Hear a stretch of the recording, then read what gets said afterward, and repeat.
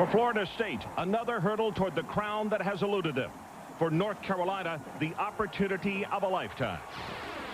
We know who we are, we know our own identity, and we know that we can beat them. We're at the level right now, and this is our big chance to show that Carolina's back as one of the nation's top teams. I think when we go out there and do everything we need to do, we'll shock the world. You can't understand what it takes to be number one until you play number one. And it's a great opportunity for our guys. Sure, it's a big challenge, but it's a great opportunity for our staff, myself, and our players to learn what it takes to play number one, because you can't be number one until you've been there. Driver, do you have any Bud Light in your vehicle? Yes. Then I am Mr. Gallywikich. You mean Dr. Galakowitz? Yes, I am. This is so cool.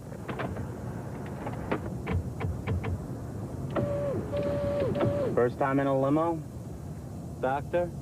In a limo this small. If you want great taste that won't fill you up and never lets you down, make it a Bud Light.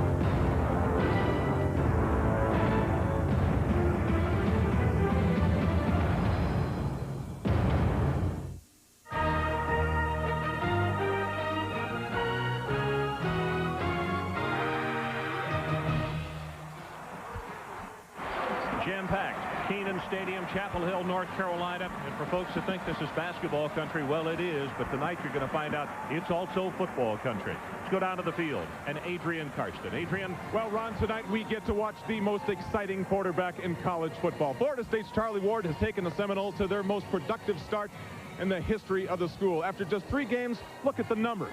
1,800 total yards. They're scoring a minimum of 48 points per game. Every time he touches the ball, heck, it's nearly another first down. Plus, he has thrown the ball around 90 times without a single interception. He makes these run-pass decisions in such a short period of time. Ron, I am telling you, this fast break is frightening. Adrian, thanks. And that's the only way to put it. Just like we said in the open, as you look part of the packed house here at Kenan Stadium, the maturity that Charlie Ward has shown from just a year ago when we had him in an early game against Clemson is also a measurable thing. The 2 head coaches in this one tonight, the very familiar face from down Tallahassee way, the only coach in Division I history with 6 consecutive 10-plus win seasons, Bobby Bowden. And across the way, a young man that knows he's going to get his opportunity. He'd like to have it tonight to really step up to another plateau. Look at this, 8-1 since last year's loss to Florida State. And that is impressive with what they have done since that time. It's impressive, Ron. When I was on the field before the game, I looked over at the Florida State coaches. They're very relaxed. They've been in big games. North Carolina needs to settle quick, keep the crowd in the ball game, but this is a big game for them, one of their first that they're going to have as a staff like this. There's Vannevar right there, Warwick Dunn on the other side. Florida State's only returned 4 kickoffs this season, 3 to start a half. What they've been doing is using the kickoff team because they have scored so much. Pignetti has the ball teed at the 35. And this ACC matchup between 2 teams that are 3-0 overall in the season about to get underway.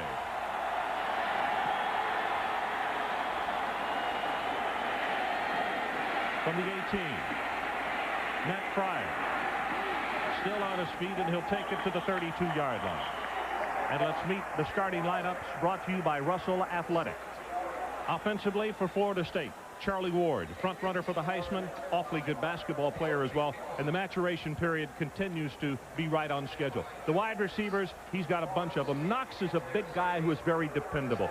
6'3", 200, he's a senior. And up front, the offensive line, everyone is a sophomore, with the exception of Patrick O'Neal, who's a junior, and they think that 53, Clay Shiver, the sophomore from Tifton, Georgia, is going to be an excellent center for the Seminoles for a couple of years to come.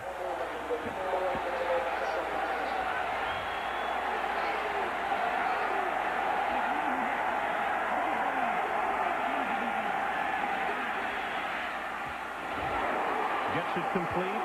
Vannevar close to the first down. They'll rule him out of bounds just short of the marker. And here are the starters on defense for North Carolina tonight. Marcus Jones. So goes Marcus on that front push. So goes the rest of the defense. They've got to get some push from up front. The linebackers, they're very good. A patient senior who has seen it good or actually saw it bad and now sees it good. Bernardo Harris. And in the secondary, this is a good group of athletes, and they'll come up and hit you. Gracie Walker, the leader there.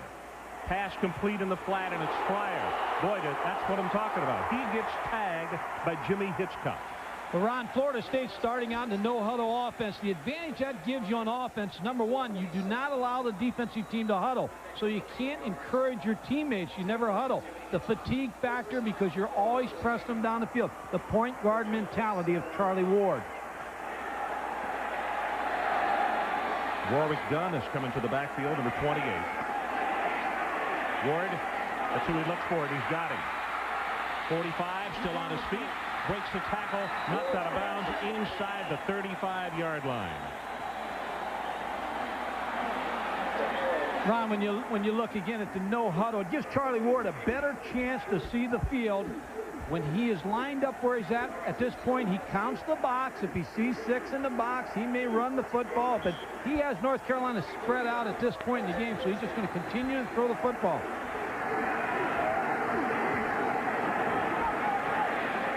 Pressure up the middle, looking long. Fryer is open, but he misses him. Ward took a pretty good shot as he got the pass away, but he's up and okay back at the 45. The other thing the no huddle gives you, if you look where Charlie Ward's lined up, Ron, he will throw the ball from about 10.5 yards deep. It's hard, first of all, to get to him because you have to run so far to get to him. Then when you do get to him, he evades the rush. So it's very difficult to sack him. He's only been sacked one time by Clemson.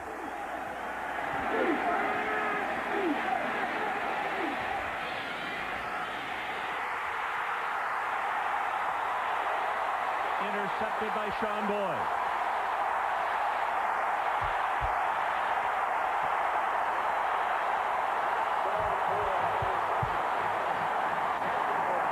Very important now for North Carolina. They have a turnover. To me, one of the keys in the ball game tonight for North Carolina, first down offense. They must not get themselves in long yardage situations versus this defense. The option will help them because it'll freeze the linebackers and make them think and play assignment football rather than just run loose. First interception by Charlie Ward of the season.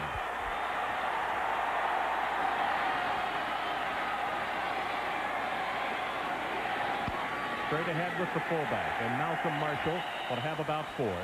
And here are the starting lineups for Russell Athletic for the Carolina Tar Heels. Curtis Johnson, will see Johnson and Johnson tonight. The 32 Curtis is a sophomore, almost averages 8 yards per carry. The wide receivers, Corey Holiday, he's already graduated, has 10 receptions for 181 yards.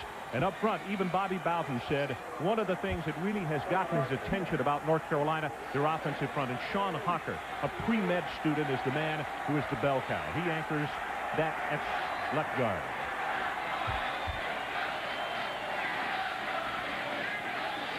Play action, Stanisiak throws it complete to Long, his tight end. Look at the starters on defense. Todrick McIntosh has not started the first 3 games. Coach is trying to get a message across. He's starting tonight. They say that the light has come on. The linebackers, boy, they're very good. This guy, Derek Brooks, could be all everything before the year's over. He's a 4.4 sprinter at 226. And then the secondary, Mr. Reliable. He's already played 3 years. He's back for another, Clifton Abraham.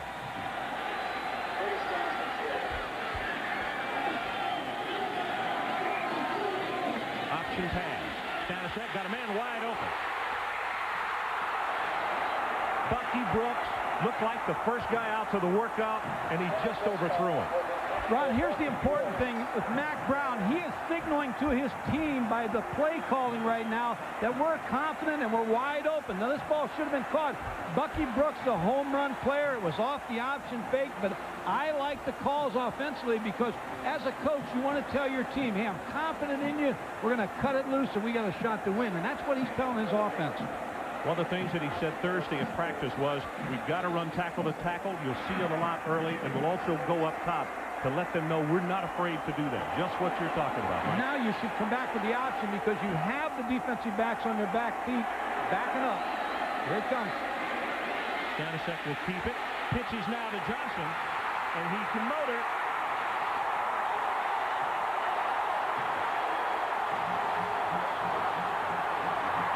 Yards. Here is what that pass play did. Now you have Jason Stanisiak coming out on the option, and he gives a late pitch, but that pass play, the play before, set this option up. Now you get a good crackback block. Malcolm Marshall with a good block, then the pitch to Curtis Johnson. Now you have the deep backs thinking a little bit. Now do they run support quickly, or do they stay back for the pass? Now you hit them with the trap up inside.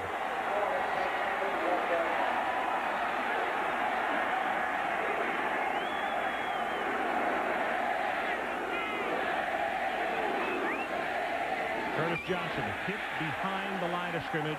He'll be knocked down for a loss, and it's Derek Alexander, the big sophomore from Jacksonville. It's very important for North Carolina, if they want to pull the upset tonight, to keep the crowd in this football game. They can't fall behind to Florida State by 10 points because Florida State's too powerful on offense and defense. They have to keep this crowd in the ball game. They're electric right now. First down. That was a bad first down situation for them. They have to get positive 4+ yards on first down. Leon Johnson comes in at tailback, number 12. Second part of the tandem. He averages almost 9 yards a carry. They set screen to the other side, and the fullback, William Henderson, drops the football. So that was a little underthrown, but still some jitters here. A couple of passes that... a couple more inches, you got big plays for North Carolina. Well, Jason Stanisiak is starting out very confident as a quarterback. I think he did all he could do here. He was under tremendous pressure, made the good decision, just didn't get enough on the football. Situation, no score. 12 minutes, 11 seconds left to play in this opening quarter. It is third down for North Carolina. The line to make is the Florida State 31.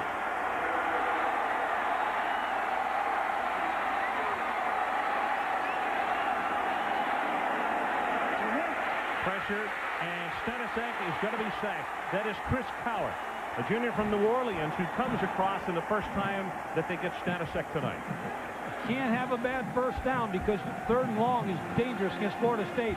Mike Thomas in now to do the punting for North Carolina. Ron, this is an important part of the game for North Carolina. He needs to keep them pinned inside the 20 because you had a dangerous return man in Corey Sawyer. He's been out with a hip pointer, and they have just allowed him to come back. But you're right, Mike.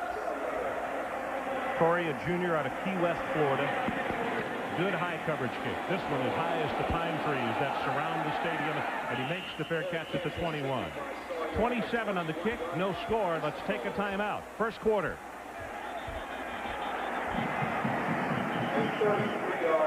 You know, there's one thing that most sporting events have in common.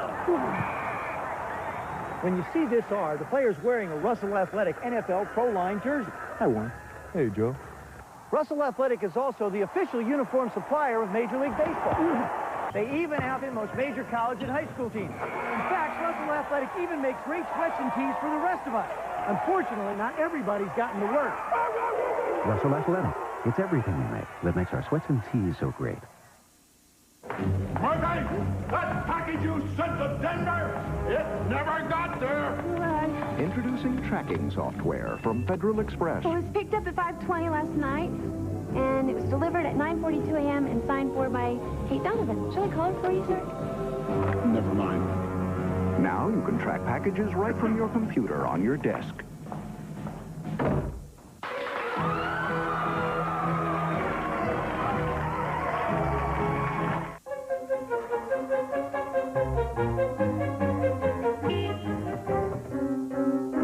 Pull away from the curb and take a left at the end of the block. Yes, sir.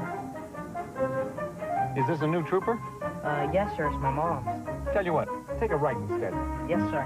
If ever there was an excuse for driving a little bit out of your way, this is it. Very nice. Wait, I didn't get to parallel park. You're right. The Isuzu Trooper. Practically amazing. Very nice.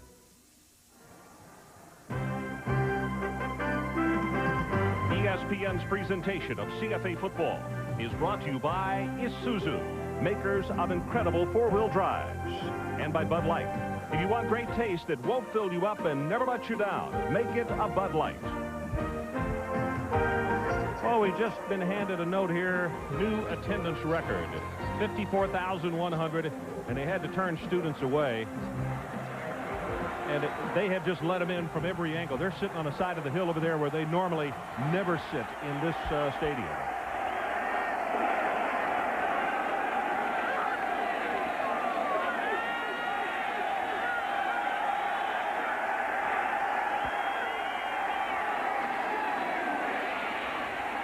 Jackson will take it out close to the 25-yard line. Ron, when Florida State brings in William Floyd, usually they can go to the eye. He's the fullback, so they can give you the shotgun look. You have to defend that, but they can check off and go to the eye formation. He's the catalyst of this offense. He's the spark plug leader.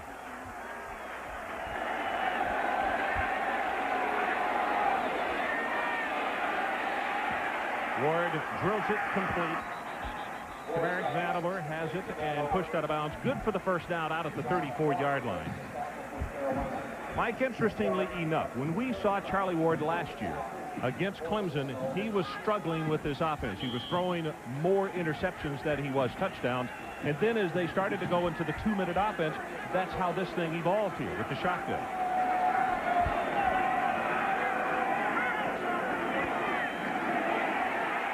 Pressure backside, zips it complete. Hez McCorvey, and he will be shy of midfield as they will make the stop at the 45, and it's good for 10 yards. And it looks like another Florida State first down or close. Last year, Charlie Ward was relatively inexperienced as a quarterback. Threw 8 interceptions in the first 2 games. Here's a good fake by Charlie Ward, and there's going to be pressure from the backside. They're going to try to blitz him. There's a good block by William Floyd, number 44, but he's very difficult to blitz. That was Bernardo Harris, number 24, who was coming after him. That senior from here in Chapel Hill I talked about in the lineups. A little bit more information about the shotgun, though. Bobby said one of the original thinkers, or the guy who brought it up, was Tommy, his son, who was at Auburn. And then he got with his coaches, and Bobby's the first one to say he doesn't want to take credit for what happened with this, because actually his offensive coaches are the one that came together. They talked with Tampa Bay, also with Buffalo, and watched how they ran their no-huddle and also their shotgun, and that's how the notes came together. You know how the notes came together? Number 17 right there. He makes the shotgun work.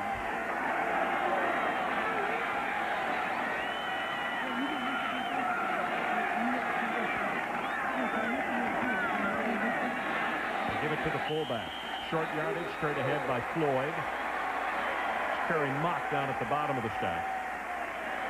North Carolina's game plan defensively is make them work the field. You can't give them anything easy, and you have to tackle Florida State because they make a lot of yardage on athletic ability. They make you miss them.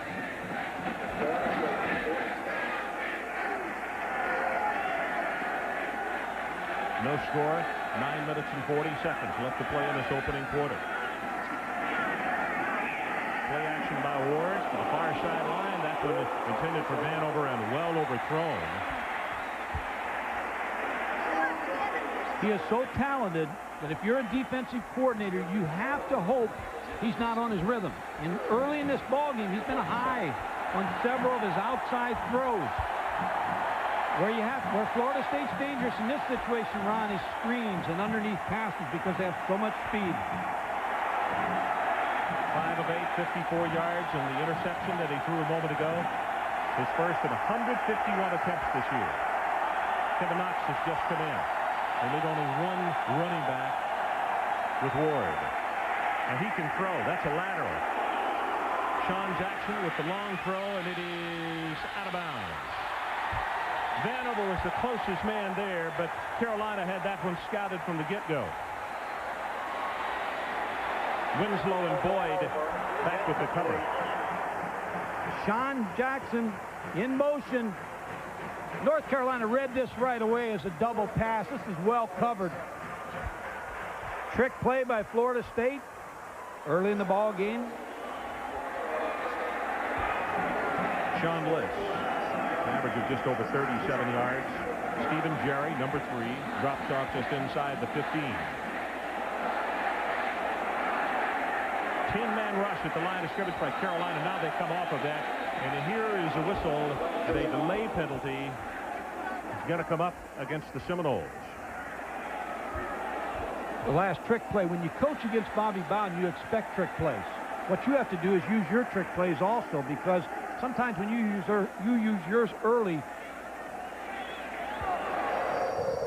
We have a dead ball foul. False start on the offense. 5-yard penalty. Still 4th down. When you use yours early, sometimes you get them not to use yours. That was Paul Brown's philosophy. Use your trick play first. Maybe you'll discourage the other coach, but you're not going to discourage Bobby Bowden. He's going to use some gadget plays. I can tell you right now, though, Bobby's ball club has had the team on the field twice now on offense, and they have really not damaged North Carolina. They moved it early, but on this series right here, not much.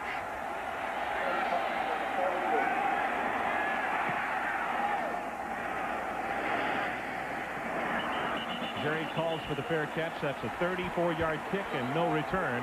9 minutes, 16 seconds left in this opening quarter, and we are still scoreless.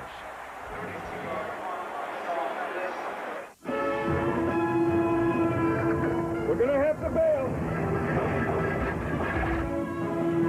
What about the Bud Light? No time. There's only one left. You take it.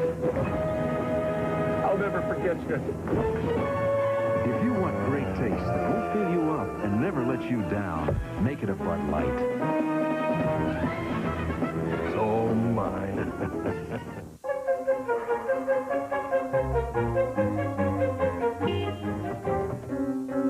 Okay, pull away from the curb and take a left at the end of the block. Yes, sir. Is this a new trooper? Yes, sir. It's my mom's. Tell you what, take a right instead. Yes, sir. If ever there was an excuse for driving a little bit out of your way, this is it. Very nice. Wait, I didn't get to parallel park. You're right. The Isuzu Trooper. Practically amazing. Very nice.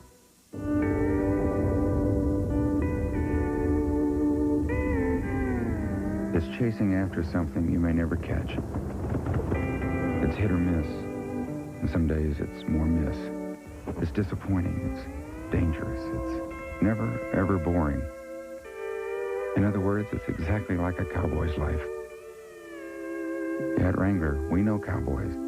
Our jeans were invented by them. Wrangler, the Western original. Next Thursday, Kentucky travels to South Carolina to tackle Steve Taneyhill and the Gamecocks. Live CFA football, Thursday on ESPN. Some of the record crowd at Kenan Stadium tonight, over 54,000, even in the corners where they normally don't sit. They let them in, just as many as they could, then they finally had to close it off. So everybody did not get to come in tonight that had anticipated doing so. Leon Johnson, number 12, comes in the tailback. Henderson, the big fullback, will take it close to the 30, and let's go down to Adrian Karsten. Adrian? Well, Ron, from the Carolina sideline, I have never seen confidence in the eyes of a college football team like I'm seeing here, and it's the difference from when these guys took the field. I literally heard Jason Stanisic say, hey, guys, take a deep breath. We've got to prove that Florida State is not unhuman. Well, here's a flash for Florida State. I think Carolina's proven they are not larger than life. All right, Adrian. There is a lot of emotion in this ballpark. Option to the open side. Stanisic will keep it, and it'll be close to the first down. May have it as he crosses the 35, and Derek Brooks comes over to make the tackle. The option play can negate the speed of the Florida State defense. The tight end, the perimeter players are what makes the option. Tight end Greg DeLong releases, and he gets a good block on the inside backer. You see Florida State's going to take away the pitch. Jason Stanisic's going to have running room on the option.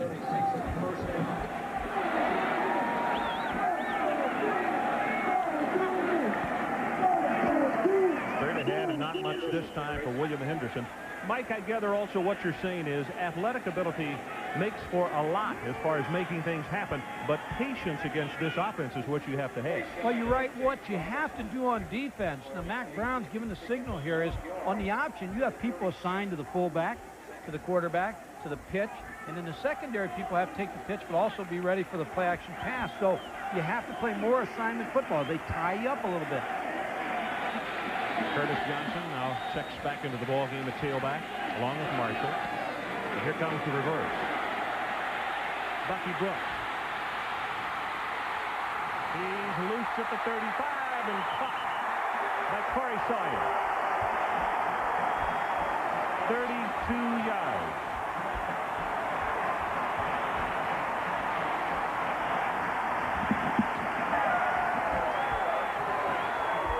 The other way you slow down speed is you run the option, pitch back and reverse, and then all the blocks will form on the other side. This is how you work against a team that really runs on defense. You see the flow. Now this is blocked very well. Bucky Brooks for a big gain on the option reverse.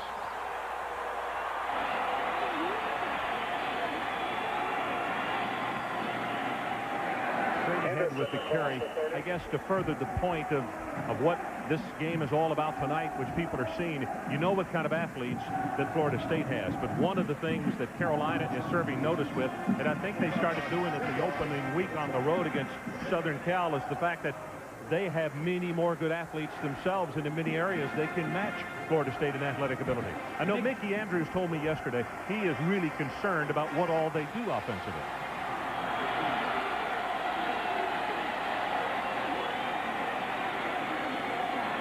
Stanisic wants a timeout.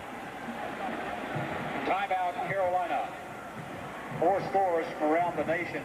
6:35 left in this opening quarter. Tar Heels are driving. Illinois 14.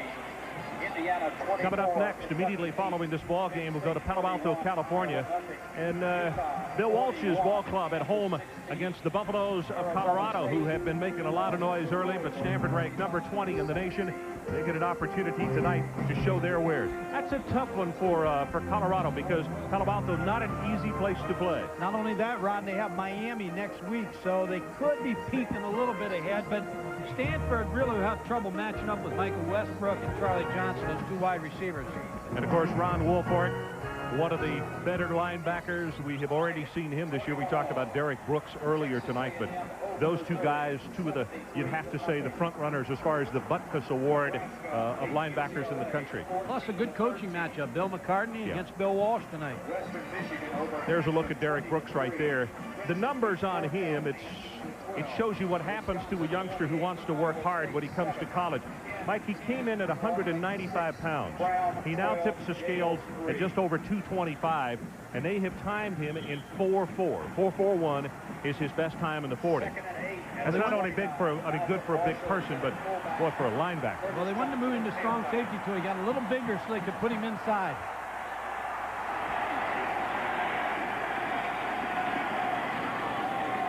Curtis Johnson gets the pitch, tries to turn the corner, and that is a great job by Florida State that time. Derek Brooks, the young man we were just talking about, at that time it's almost like Stanisic, the further you string it out, the more you help the defense. Well, the key to the option is to take away the pitch. You make him do something right away, then it turns into a sweep play. So Florida State, Corey Sawyer, number 8, and Derek Brooks, number 10, just chased down the tailback. But if you can make the quarterback make a decision quick, then you take the option threat out and it becomes a pitch play. Rushing yardage, 72 yards for North Carolina, and 2 for 5 for Florida State. And a timeout has been called by the Seminoles. So let's take a break. 6:28 left in this opening quarter. We'll be back with this all-important 3rd down play after this.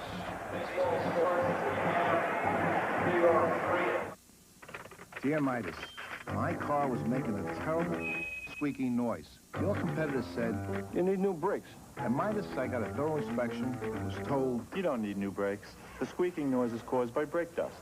Such honesty is refreshing in a time of auto repair rip-offs. Yours truly, Frank J. Ruder. Dear Midas customers, our exclusive inspection thoroughly explains your repair options. That's the Midas way, the way it should be. Hello, I'm Julie Butler for Heritage Honda. We're having a sale you don't want to miss, a Honda Accord sale. Honda Accords are first in owner loyalty, the best buy in their price range, and have the highest resale value in their class. Don't make a $1,000 mistake. Heritage Honda will beat any deal or give you $100, and that's guaranteed. Don't miss Heritage Honda's Accord sale. Heritage Honda, 1312 Turner McCall Boulevard, next to Riverbend Mall in Rome. This is Mike Thompson, and I love watching Pac-10 football on ABC. But my husband went to school in the South, and I know how much he misses those classic SEC battles that he used to see down there. I wish I could give him a choice.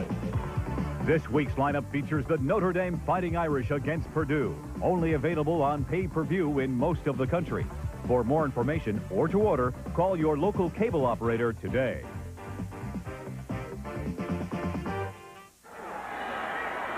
So Florida State spent a timeout. 6:28 left in this opening quarter. Third down, Mike. I look for Corey Holiday, number 1, or Greg DeLong, the tight end. Some type of pass action off the play action. Corey Holiday is the possession receiver for North Carolina. He fakes the draw. He's going to go long. Got tangled out. He's open. Touchdown, Bucky Brooks.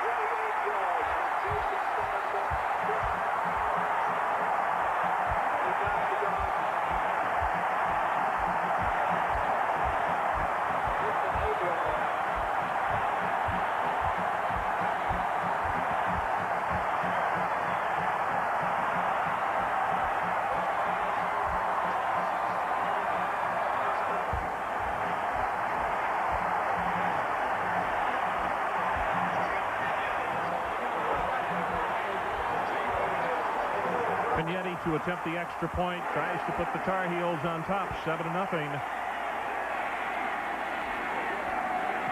He's perfect.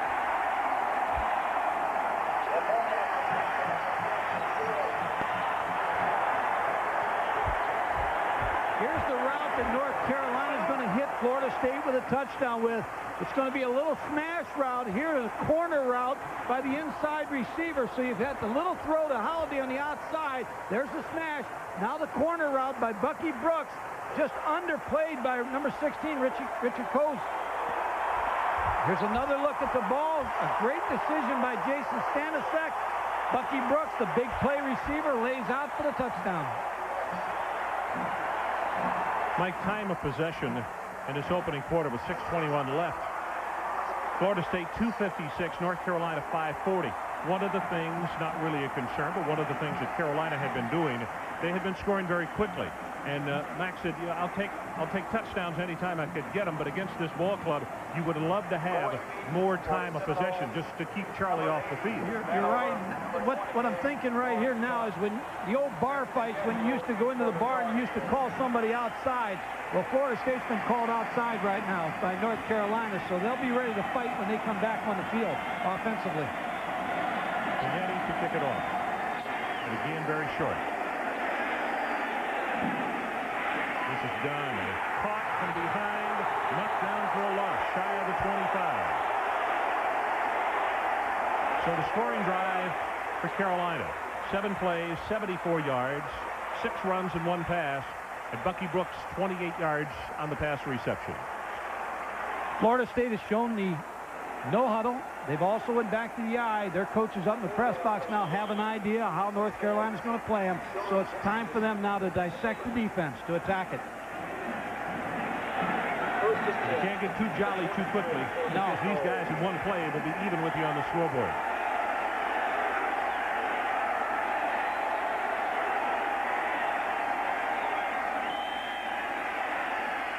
Dumps it right over the middle. Out to the 35 is McCorby. You know, this goes back to what defensive coordinator Carl Torbish told us yesterday. He said 66% of their offense comes from the play they called. The other third comes from athletic ability. And with that kind of play, that's what they're looking for right there. Well, that's what Charlie Ward has to stick with. Quit throwing the long ball. The short pass is there. Just be very patient, dink it, and you'll be right down the field for a score. There's no need to throw the ball deep right now. North Carolina's giving you the underneath throw.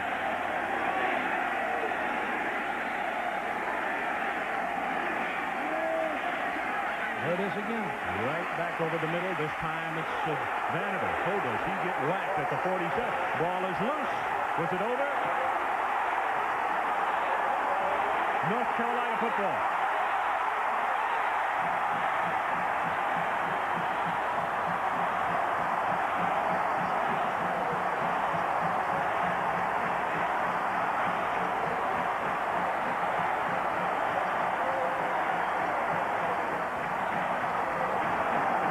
Hitchcock makes the hit, Mike.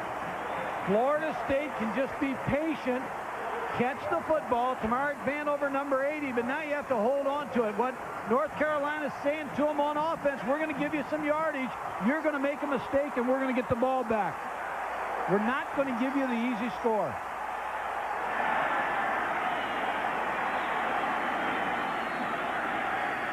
Curtis Johnson.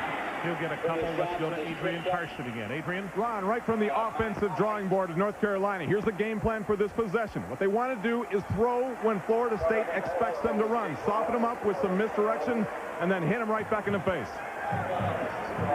You know, they've thrown the first good punch here tonight, 7-0, as we're about to go under 5 minutes left in this opening quarter. And I think maybe some people who have not seen Jason Stanisiak may be a little surprised. You got to be impressed with him. Well, he's been impressive. He won the battle in spring practice because Mike Thomas, the starting quarterback last year in the Peach Bowl, was hurt lifting weights.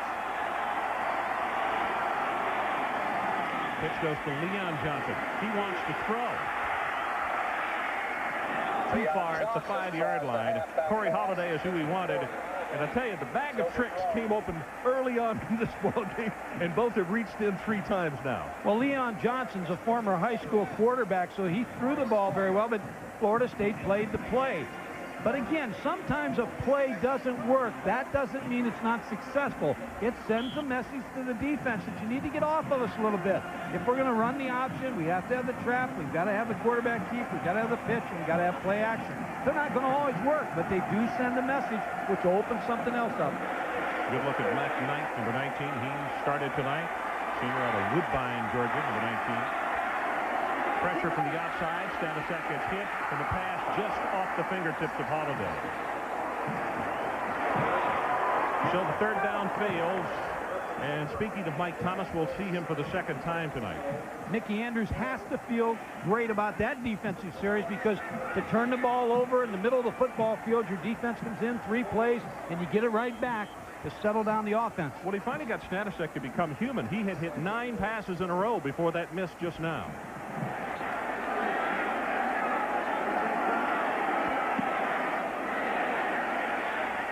Calls for the fair catch, and it'll go into the end zone. Well, let's check in with Mike Tirico. Mike, what do you have for us tonight? Ron, on the scoreboard show, you saw the final score. What a great finish, San Diego State and Air Force. San Diego State driving. That should have been an interception. It turned into a completion with 1:40 left.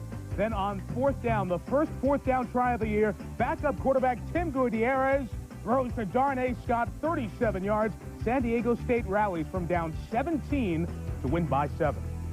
Somebody's living right at San Diego State. Well, if you've just joined us on this one, 7-0, North Carolina on top. It was a 28-yard touchdown pass that did it.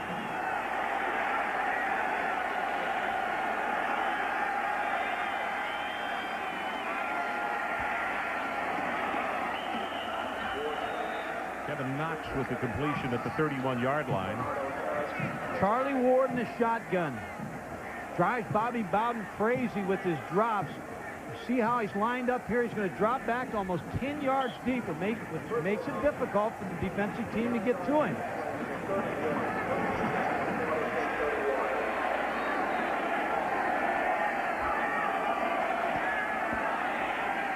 Ward again, right over the middle. The soft spot. Out to the 38, Kez McCorvey this time, and they just keep working the play. It's like the underbelly, and they say if you don't want to come up and cover it, we'll just keep throwing it. Well, it's patience now. It's patience by the offense. The coaches, Brad Scott, the offensive coordinator, he'll be patient. He'll just keep calling it. But the offensive team and Charlie Ward has to be patient. You see him giving the signals, Ron. He gets the play from the sideline. He either uses code names or a signal with his hands to get the play to the receivers and the offensive linemen. Just went out to his running back, Sean Jackson, and he'll have the first down at the 42.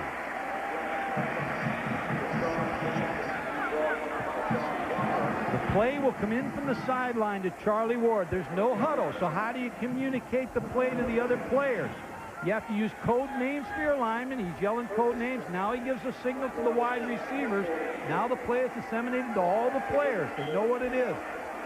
You can see Warwick Dunn, number 28, the freshman for Baton Rouge, has checked into the backfield.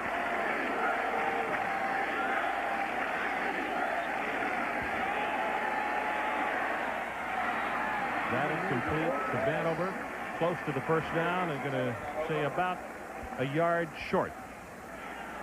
Brad Scott, the offensive coordinator, to your right. That's Mark Richt in the middle, the quarterback coach. They have to be pleased with what they're getting on offense. They're just going to be patient. It's there, and eventually they're going to spring a run, a draw, or some trap off of this shotgun for a big play because they're really loosening up the North Carolina defense. Again, they got a down to play with on second and short.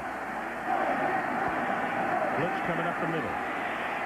Ward swings it out. This is Dunn. He's dangerous in the open field. He'll have the first down. As Sean Crocker came up to make the hit. Warwick Dunn's an interesting story, Ron, and I'm going to let you tell that story. Talking to some of the coaches the other day, he said he's just like Tony Dorsett. You know, his mom was killed. His mom was a police officer in Baton Rouge, killed in the line of duty. This happened after he had made his decision to come to Tallahassee. Charlie Ward really liked the young man. They became close friends very quickly, and Charlie went to the coaching staff and asked that he could have Dunn as his roommate. And that has happened, and it's been a very good situation for both. Zings it deep over the middle, has it complete. McCorvey inside the 30-yard line down at the 27. You're seeing a picture-perfect passing game. Inside the linebackers, all of a sudden now linebackers are working up inside a little bit to shut off the play. Now Florida State will take the little throw behind the linebackers to Kes McCorvey. So you work inside the backers, make them come up. Now you work back behind the linebackers. Eventually you'll get the deep ball. But North Carolina defensively is just having some trouble right now with Charlie Ward. And Charlie wants a timeout. Had time. There was 9 seconds left on that 25-second clock, but he turned around. Obviously, he was a little confused.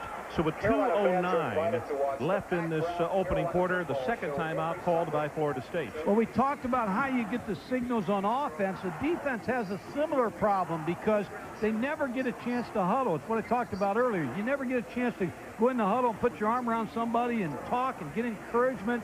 So you have to get the signals a couple different ways.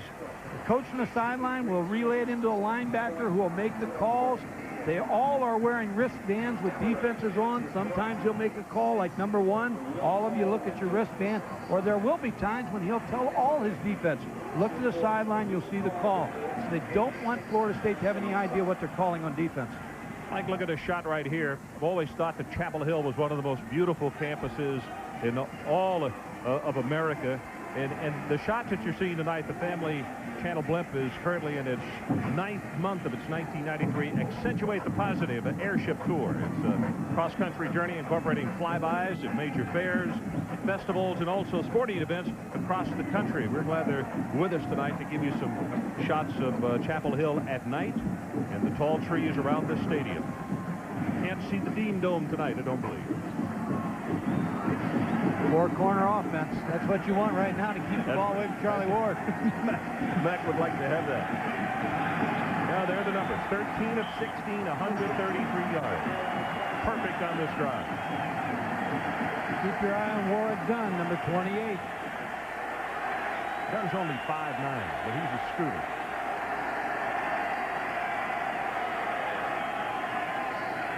Good pressure up the middle by Carolina's going to run. Inside the 20s down to the 16-yard line. And, Mike, one of the things that you and I equated, if he can run with a basketball full speed, no wonder he can change direction so well without it. You're right. When he gets in a situation now, you're going to watch the middle of the football field open up because everybody's playing a zone. They want to get out in the zone coverage, and this is where he's dangerous inside the 30-yard line because teams start playing a little man coverage on him. He can scramble with the football. It's only the 3rd rush by Florida State in this ball game, and we're about to hit 1:30 left to play in the opening quarter.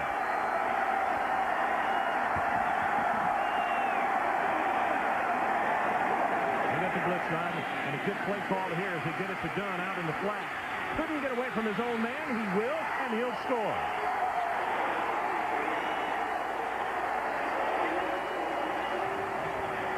That's the Tony Dorsett move that the Florida State coaches watched in practice. They said when he came in, Ron, he would run against the first team defense and 50-yard breakaway runs, and they knew they had something special in Warwick Dunn. And believe this, he's the 3rd tailback on this Florida State depth chart.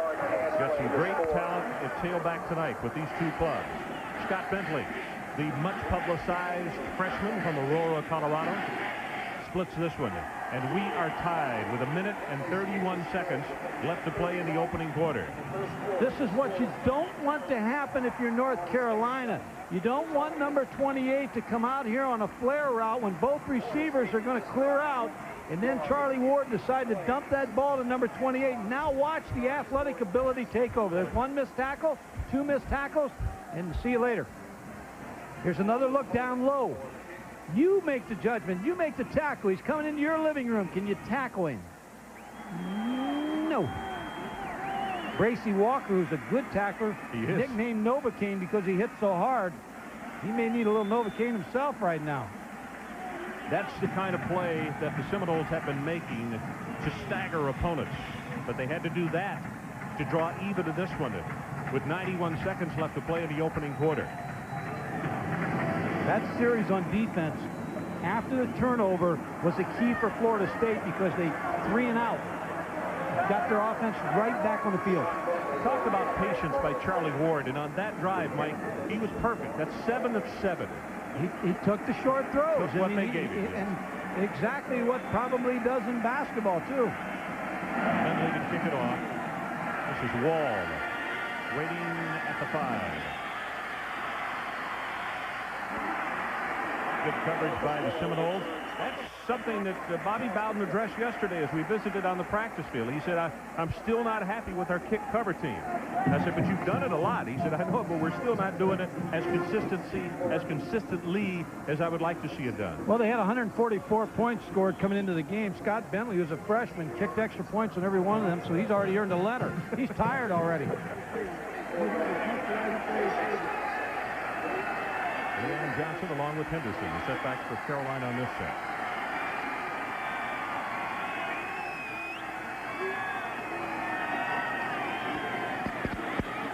And that's Leon Johnson for short yardage. Mike Tirico, let's get an update from you. What do you have, sir? Ron, New Mexico, Fresno State. Remember a couple of years ago, Fresno beat New Mexico 94-17. They remember that in Albuquerque. Stoney Case, the quarterback, 11-yard touchdown run. New Mexico, a lot of points on the board already in this one. 21-14 in their early second. Okay, that one in Albuquerque. Kids don't forget easily, do they, when they get smashed? No, and there'll be 40 more points scored in that ball game. That's early. Again, the situation Mike talked about, 2nd and long for Carolina, what they don't want. There's the trap. As the pitch goes to Leon Johnson, goes across the 30, and Adrian Karsten, what do you have for us? Ron, keep your eye on number 16, the starting free safety for Florida State. That's Richard Coase. Now, North Carolina may not know it, but they could take advantage of him because he is playing with a slight pull of his right hamstring. Probably is a 4-4 player now running at about 4-6. Right. 19 seconds down to 18. That could have been the last play of this opening quarter. In fact, the 25-second clock has not been whistled in, and that's what Carolina is going to wait for. They will let it run down. So, at the end of the first 15 minutes of play, it is North Carolina 7 and the #1 team of the nation, Florida State 7. Let's take a break. We'll be back to crowded Chapel Hill after we pause for this.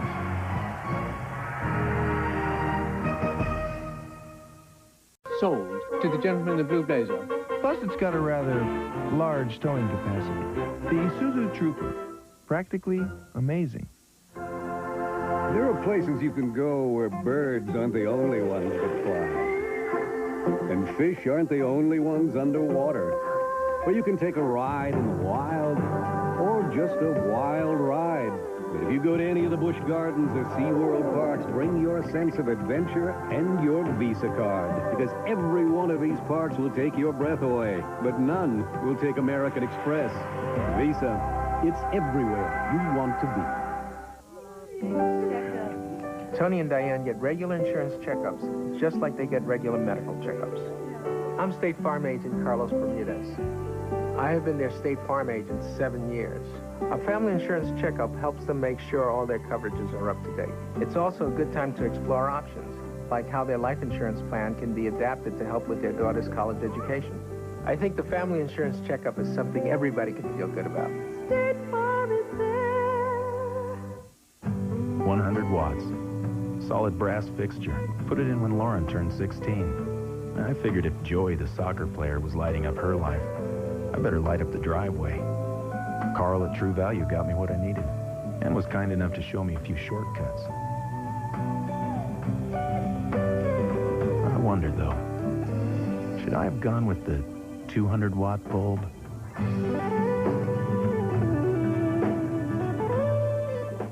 This simple outside says inside you'll find a lasting commitment to performance. The Intel 486DX2 processor, power for today's hottest software, and the Intel Pentium processor for the next generation of compatible power.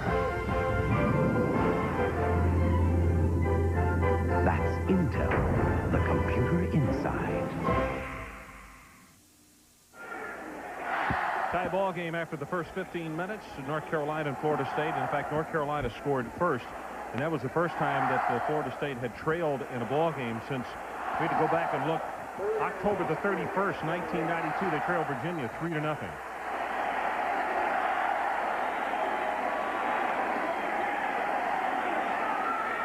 Pass tipped and taken away in the interception by Corey Sawyer. Now they say incomplete. But what a job defensively as he just came up and met the receiver, Corey Holiday, man for man. Here's the pressure from Derek Brooks, number 10. Beats the block. He's able to get a message to Jason Stanisak. Good play by Corey Sawyer in the secondary. There's Corey right there. As we mentioned, he had a hip pointer. Pressure coming on the kicker, but this is a danger. Wow. All the way back to the 13-yard line. And great coverage by Carolina. 57 yards in the kick, and he really did not pick his coverage. Normally, when you kick the ball that far, the return's going to wind up being 15 or 20 yards, but Bernardo Harris got down and waxed him. Watch this. Mike Thomas is one of the keys tonight for North Carolina because you need a good punter to play field position football. Bernardo Harris, number 24 in the tackle. So Florida State starts on the 24-yard line.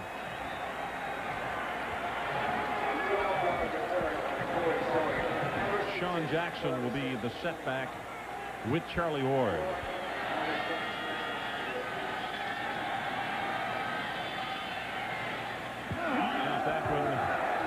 North Carolina says incomplete, and now the umpire coming up says nope, it hit the ground. Vanover is the man they wanted.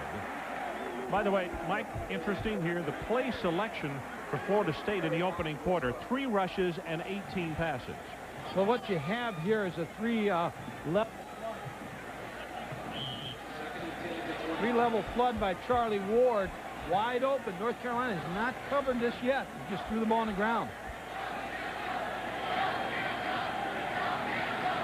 That was the first miss by Ward in his last 10. That one is dropped, and Fryer pays for it. Hitchcock is the man who came up and put the leather on him. One of the things I'd mentioned, Carolina served notice in that opening game against USC that the secondary would really come up and pop you. We saw Bernardo Harris, the linebacker, a moment ago on special teams. Hitchcock caused a fumble earlier, which was recovered by Winslow. Bringing the fullback back in, maybe some type of shovel draw, some type of run play.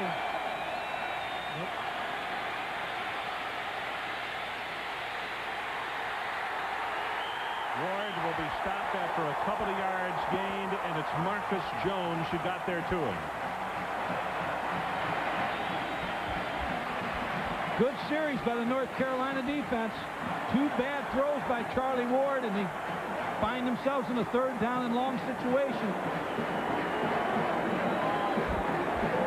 Sean Liss to punt for Florida State. 4th and 8. Looks like they're going to go after it too, Ron. 10-man rush. Now they come off of that. They'll rush 8. Jerry is the deep man, and this is a good kick by Florida State back to Carolina. Jerry will try to return it. Hit and excellent coverage by the Seminoles on this trip. So let's take a break. We have 13:40 left until halftime. Carolina 7, Florida State 7.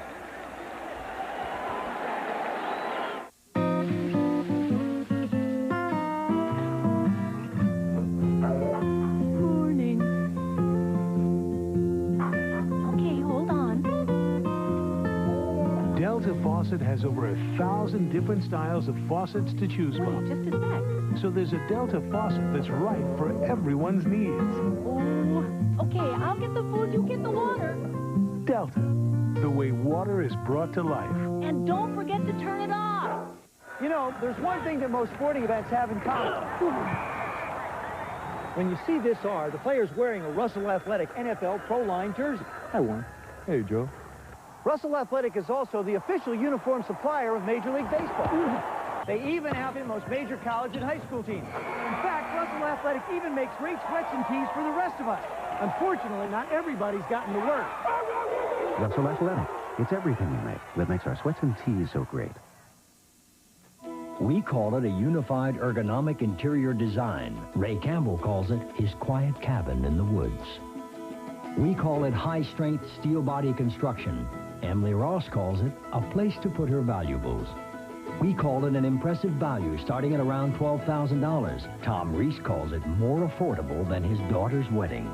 We call it Corolla, the all-new Toyota Corolla, the brand new car with a familiar name.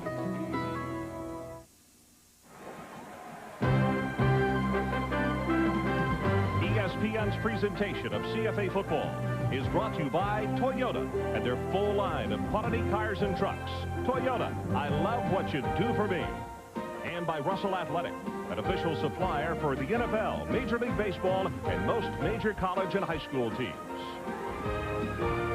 Ron Franklin along with Mike Gottfried and Adrian Karsten from Chapel Hill, North Carolina. Record crowd tonight, 54,100 in here to see this game. Key tonight, first down efficiency, 4 yards or more. North Carolina's 1 for 8. You cannot get in long yardage against this Florida State defense.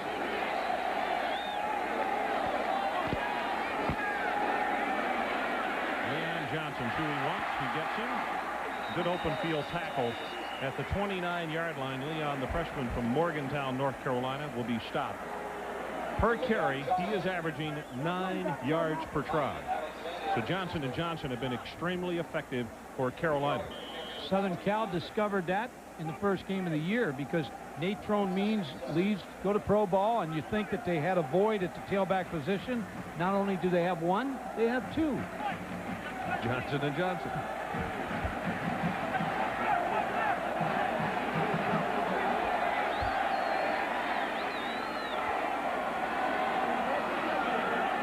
And now timeout called by Stanisiak. 12 minutes and 54 seconds left until halftime, and he calls the timeout. And that's 2 that Carolina has called here in the first half. Well, coming up on Sunday night in baseball, tomorrow evening, 8 o'clock, the Mets and the Braves. Braves in a hot pennant race now lead the NL West by 3. And the Braves, boy, have they been hot since they acquired Fred McGriff back in July. McGriff, 34 home runs, 88 RBIs. Tomorrow night, 8 o'clock. Don't miss it. But, hey, the Mets today won in an extra frame. So the West is still interesting. That's been a good ball club. They're almost playing .750 baseball since the All-Star break. San Francisco was caught looking behind them. Now they have to look ahead of them. Mike, that's one of those things. If somebody could find out exactly what... You've seen it happen before. You lose momentum. You would just go on great guns, and all of a sudden you cannot retrieve it. It's true in baseball. It's true in this sport, basketball, any of it. You're right. You're looking at Mack Brown. John Swofford, the athletic director here at North Carolina, hired Mack Brown. He went through 2 1-10 seasons. John Swofford told me, he said, I learned more about Mack Brown in those 2 1-10 seasons. I knew I had the right guy for the job.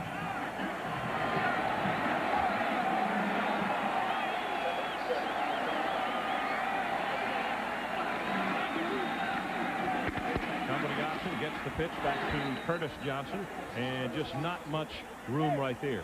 To run that option back into the boundary is not a usual situation, is it? No, it's tough, even though you have the extra 2 yards against Florida State, because they just have too many people over here. You see the block down. Here comes the guard pulling. Good block by the fullback, but you see how aggressive Florida State is to the short side of the field. There's not any room to maneuver once you get the pitch. Substitutions being made by Florida State. It is a very hot and muggy night. Florida State likes that, though. Bobby Bowden said, we play a lot of kids, and it's hot and muggy in our place. We like it this way. Stanisiak rushed out of the pocket, now gets it away, and that's DeLong breaks the tackle, has the first down, +5, +10, and he's out to midfield. Greg DeLong, the tight end, made the catch. It came down in recruiting between Florida State and North Carolina for the big tight end. His mom and dad made every visit with him except when they went to Florida State. They didn't go to Florida State with him. Florida State videoed his whole recruiting trip, but he decided on North Carolina. Usually when the mom and dad travel all the time, if they do not go to one of the visits, you can expect the players not going there. Well, Bobby said yesterday, he said, here's a kid that we wanted badly. And he said, you know, North Carolina's recruiting the same kids we are, and they're getting a lot of it. Straight ahead with the running play by Marshall. They'll go for a couple. That's the play that folks at home say, why do you do that? You have to have the inside play to work with any offense, but particularly with this one if you're going to be effective. You got to work inside, outside, pass. Mack Brown recruits a lot of tight ends in his recruiting, and he feels like that if he gets a tight end with pretty good size, he can run. To move him to linebacker, he may eventually be a defensive lineman, but Greg DeLong has worked out as a tight end. 2nd and long for North Carolina.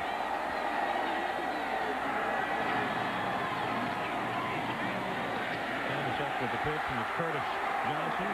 And close to the first down, and on that spin, he may have gotten it. Adrian Karsten, let's go back to you. Well, Ron, Coach Tim Brewster, Greg DeLong's position coach, told me they really intended to use him maybe 3 to 4 times as much as they has used him as a receiver in the past, only because Florida State in scouting North Carolina knew he's one of the best blockers in the ACC, but they'd only seen him catch 1 or 2 passes. That's one of the reasons he's being used so much here. You know, Adrian, we're looking at pictures of him up here. These youngsters are all in shape, but he's a little winded right now. I think that heat is taking its toll on some of the kids. They may need extra breathers tonight. On first down, this running play will go for nothing. In fact, Nance and Brooks close it up so quickly, he's going to lose a couple of yards. First down again. You can't afford negative yards on first down. You talked about the heat. Florida State plays so many players on defense. You see Derek Brooks, number 10, just shed the blocker and make the play. What a tough linebacker. Did you see the blow he delivered there? Just was able to get off the block and make the tackle. They play so many players, Ron, that they'll be fresh in the 4th quarter.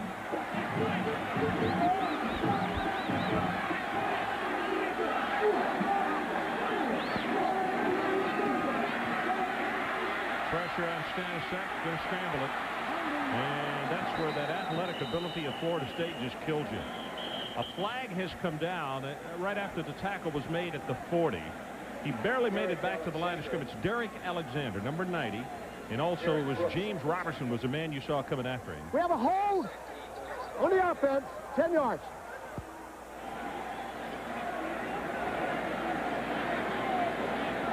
Preliminary signal is holding against the Tar Heels. First penalty against North Carolina. Florida State only has 1. This has been, for such a high emotion ball game, penalty-free, which a lot of times you don't see. The thing they can overcome is turnovers. Now, a penalty here or there will hurt you, but the turnover will kill you. So here's the situation if you just joined us. 10 minutes, 30 seconds left until the halftime. About to be 10:30. 7-7. North Carolina scored first on a 28-yard pass play. Then Charlie Ward directed his forces, completing 10 in a row for the score, and that's how we stand. Draw play. Leon Johnson. He'll take it safely to the 47. It'll be 3rd down now. And the line to make for North Carolina is the 28.5-yard line. Play call here is either throw the ball deep, try to take a chance on a bomb right here, Ron, where you get something to happen, either the catch or pass interference, to be in a situation to try to get a big gainer here. But if you don't, then you got to rely again on your punter, Mike Thomas, to pin Florida State in the hole. To change one thing I said on Charlie a moment ago, he had 10 passes in a row, but the 7 in a row came on the scoring drive. 1 setback. That's Leon Johnson. Now this can be an option play as they send the man in motion, and he will not get a chance to pitch it. Derek Alexander comes across to knock him down for a loss, and that is the best defensive series for Florida State tonight, far and away. And Adrian Karsten, what do you have for us? Ron, quickly, I just heard the Carolina coaches tell the punt team, you guys have got to come down under control. Don't overrun your coverage. Break down about 8 to 10 yards around the receiver. What they have to do, Adrian, is come under control and funnel everything inside. You don't want to let Corey Sawyer get outside. That was an 8-man rush, and Florida State came close on the wing. Picks up one good block at the 20, tries to turn the corner, and then is flipped high at the 23. So let's take a break. Well, there is a marker down, so let's stay right here for a second. Gracie Walker on the stop to the 39-yard punt.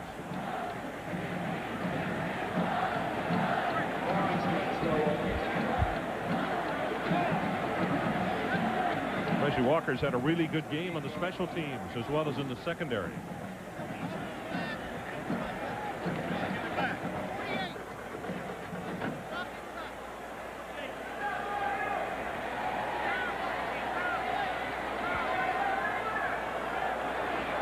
We have a block in the back. That's a change of possession. 10-yard penalty. So 10 yards stepped off against the Seminoles. Let's take a break. Tied at 7. We'll be right back. All right. A great man once said, winning, gentlemen, isn't everything. It's the only thing.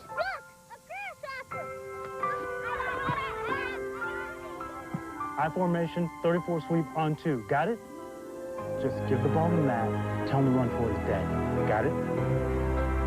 It starts every September with teams like the Turkey Creek Hawks, the Bronx Eagles, and the Newport Richie Giants. On fields where dads aren't only coaches, and oak trees mark the end zones. And a good day isn't determined by if you win or lose, but where you go after the game. So McDonald's would like to salute the players, the coaches, the families, everyone who helped make this season a perfect season. Can we go to McDonald's now, Coach? After the game, Lenny. This is only halftime. Now go sit down. Oh, that was wonderful. I have to see it. If a movie got great reviews, you'd go see it, wouldn't you? If everyone kept talking about a book, you'd probably read it. And if Automobile Magazine called this Toyota Camry the best car built in America, you'd give it a test drive, right? The 1993 Toyota Camry. Everything you've heard is true. Next Saturday, the Scarlet Knights of Rutgers tackle Joe Paterno's Nittany Lions. Live CFA football, Saturday, 7:30 p.m. on ESPN. Fellas, we mentioned there is a new record crowd here tonight, 54,100. As they pan down here, you can see that the kids, look at this, they are 7, 8, and 9 deep standing down behind the bench. This is more one of those things. Hey, at halftime, let's go find a television. We just want to say we were there, but go someplace and watch the second half because no way you can see anything down there. But they let in everybody they could, and finally they said, that's it, and they had to turn some of the students away. John Swarbrick said they wanted to let all of them in that they possibly could, and they got the overflow situation. First down from the penalty, it's at the 13.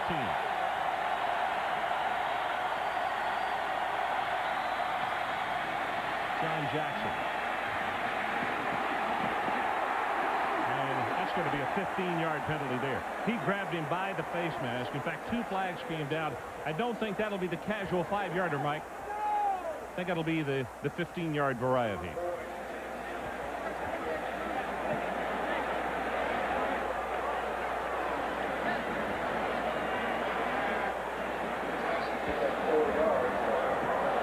We have holding on the offense, face mask on the defense, the penalties offset. First down, we're playing again. What Charlie Ward is looking at is the fact that there's 1, 2, 3, 4, 5, 6 players in the box. So that's why he decided to go to the run game. Now he checks off, gets in the I formation, and pitches the ball to Sean Jackson. They have to get the run game mixed in, but North Carolina is taking away the run with 7 in the box, giving them the throw. You can see the jersey come out, and Patrick McNeil, who's a junior out of Palmetto, Florida, just kind of reached out and grabbed a little piece of it. Look at this number right here. Florida State normally averages 240 a ball game. Tonight, 19 rushing yards so far. Ward zips it, has it complete. Lonnie Johnson. And the big senior from Miami rambles out to the 35. He got a touchdown last week in that huge win over Clemson. This is good for 22. We just showed you, we talked about the 6 people in the box. Now Charlie Ward comes up to the line of scrimmage and he sees 7 in the box. And that's why he had the pass situation.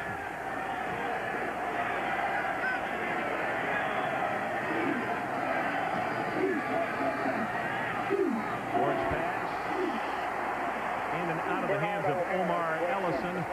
And Mike Tirico, let's check with you. Ron, we're watching 1 against 13 in the polls. How about 1 against 7 in 1AA? Marshall at home against Georgia Southern. Tim Donnan is the quarterback. He's the coach's son. And Will Brown came down amongst the pack with the touchdown. They're at halftime in Huntington, and Marshall, the Thundering Herd, leads by 7. Mike, until we get to the playoffs, that may be the best game or as good as you're going to see all year long in that division right there. Jim Donnan's done a nice job coaching the Marshall team. Yep. Charlie swings this one out and a little bit behind Sean Jackson.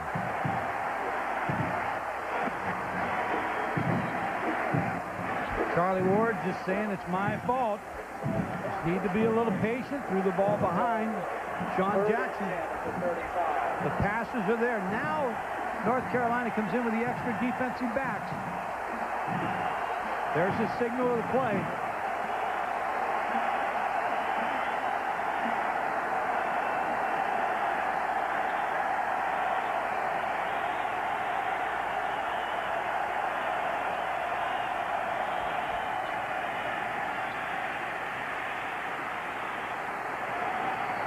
Ward will have the first down, plus 3.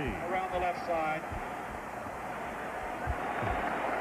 That's the discouraging thing for a defense, because Charlie Ward, mobile quarterbacks that can run around and move around, have the advantage. Here's a play-action pass. They've got their nickel defense in. Everybody's covered. And now he just tucks the ball away and picks up a key first down to keep this drive alive for Florida State.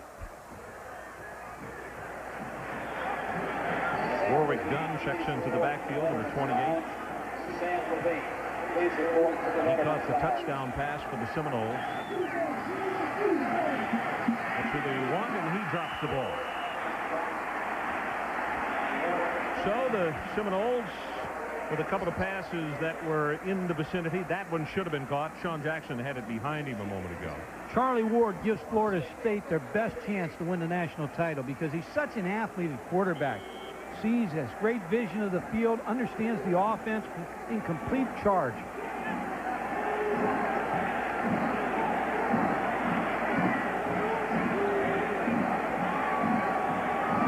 7-7. We're tied. 8:05 left until halftime.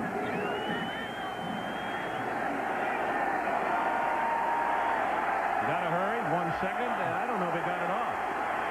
No flag. And Ward will be tackled at the 50-yard line. That had to be at the same time the clock went to 0 that the snap came. Morton wrapped him up, and now it's going to be a third down, and the line to make is the 42. Well, they're roommates, Charlie Ward and Warwick Dunn, so they'll get back to the room. They can talk about that one. They are going to call delay of game. So, actually, Mike, it's a better situation for Florida State. Even though they lose 5 yards, they still get second down again. They gain. They get a chance now to throw another pass. Keep your eye on number 88, Kez McCorvey. A real good receiver for Florida State, capable of making the big play.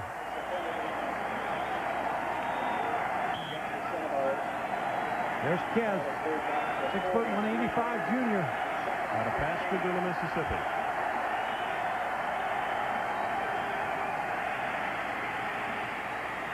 Ward over the middle and incomplete. As Matt Fryer is the man he was looking for. Just a little underthrown, and he had Matt open. Depth will become a factor, Ron, with the no-huddle offense we talked about. It fatigues a problem on the defense. See number 98, Austin Robbins, coming out to get a breather. They play so many players, and they never give you a chance to breathe. Charlie Ward, one of his last 7.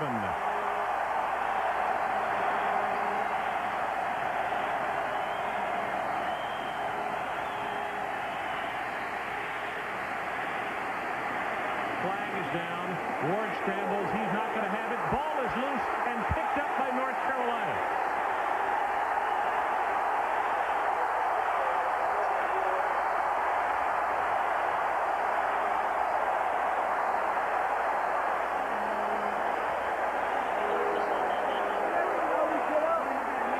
Did he get stuck? Wow. Charlie Ward. That's what you're telling him. 5 yards for a headache.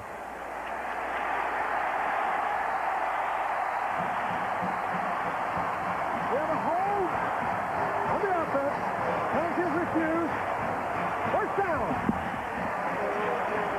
This is what you want Florida State to do. You want Charlie Ward in real long yardage when you're playing zone coverage and you're in pretty good position to come up and make the play. 3 turnovers by Florida State tonight. But remember the last one, Florida State's defense came in and did not allow North Carolina to take advantage. He stumbles, and there's the hit. Looked like Bracy Walker. And that's Crocker who picked it up, Mike. Senior from Wakefield, Virginia. Bracy Walker earned his nickname Novocaine for his tough hit. Well, Bracy's been good on special teams and in the secondary tonight.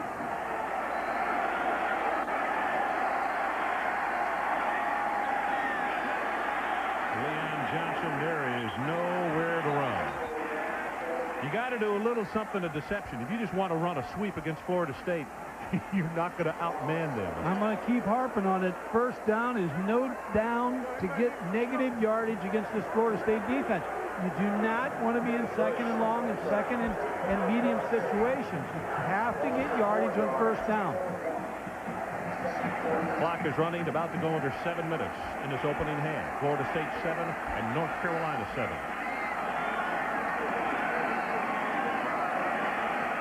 Stanisic has his man open right over the middle.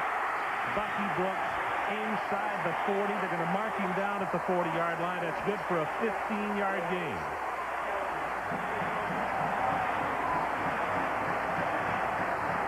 Bucky Brooks, number 7, just worked inside both middle linebackers. The linebackers dropped, and he found the seam inside. Watch the linebackers. Now see him sit down right over the football. He splits the linebackers, and now just works upfield, yards after the catch. Very important for Bucky Brooks.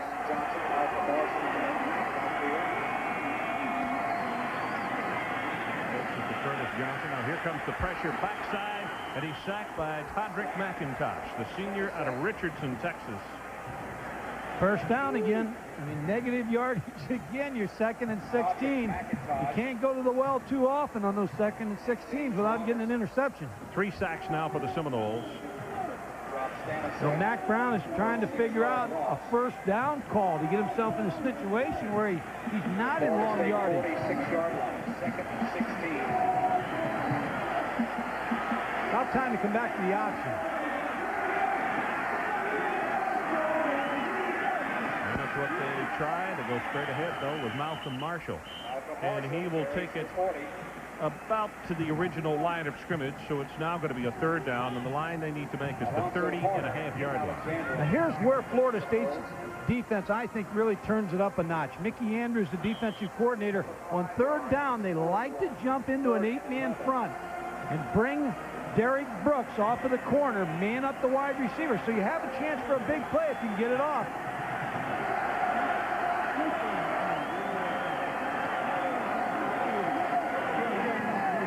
Pressure. Stanisic running for his life. Ball is loose and is picked up by Florida State. Did they hold on to it? Florida State football at the 41-yard line. Derek Alexander made the hit. This is why they're an outstanding defensive football team. 2 turnovers, Ron, where the ball was around the 50-yard line. They got the ball back for their offense. It was Coward who made the recovery after Derek Alexander made the hit. So let's take a break. 5:09 left until the halftime. We'll be right back. 41-yard line. 1st and 10 at their 41. Why should you make Ayers Tire and Automotive your #1 stop for tires and automotive repairs? My family and I have been customers of Ayers Tire and Automotive for many years, and they have treated us very special.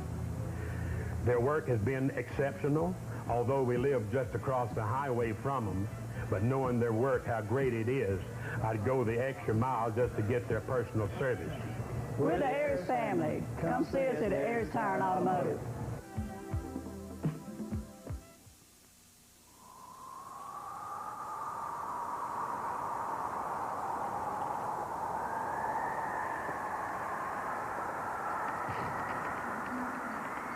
For almost 20 years now, the Honda Civic has been blowing the doors off the competition in North Georgia. This year, we decided to blow the roof off too. The Honda Civic Del Sol.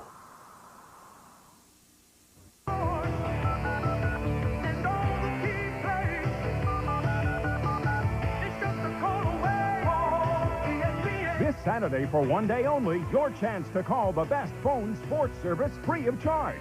Call ESPN Update between noon and midnight for a free listen to all the scores and late-breaking sports news.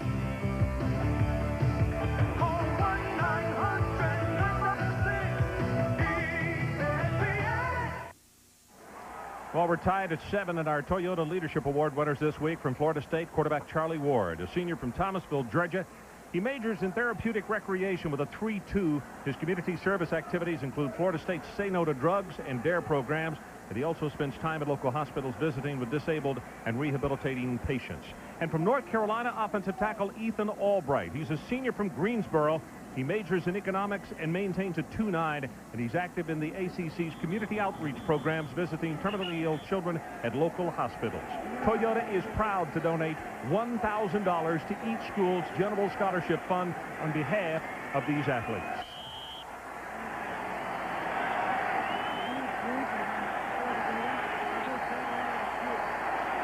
All time, please report to the Letterman's Lounge.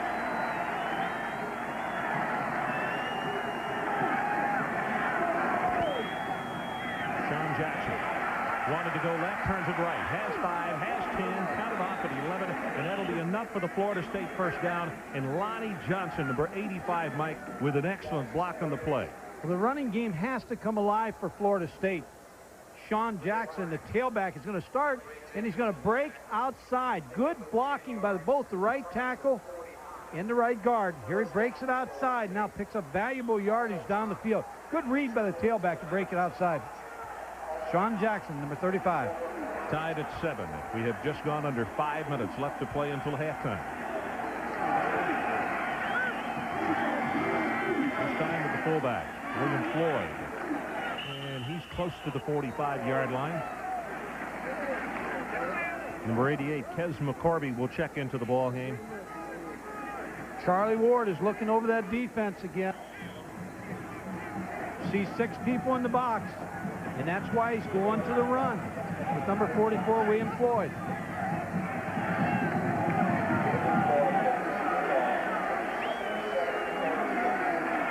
Marquette Smith, number 22, is coming to the backfield for Florida State. It's a run situation again. That's who he takes it to. Ward still with the football. And just overthrown. Kes McCorvey is the man that he wanted.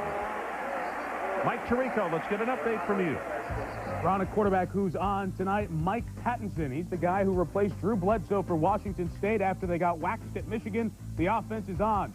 Deron Pointer, 45-yard touchdown pass. Washington State plays Southern Cal next week, leading 24-0 over Oregon State. Well, Mike, Charlie Ward would like to get one of those, a completion that is, because he has hit only one of his last 8 passes after hitting 10 in a row early on.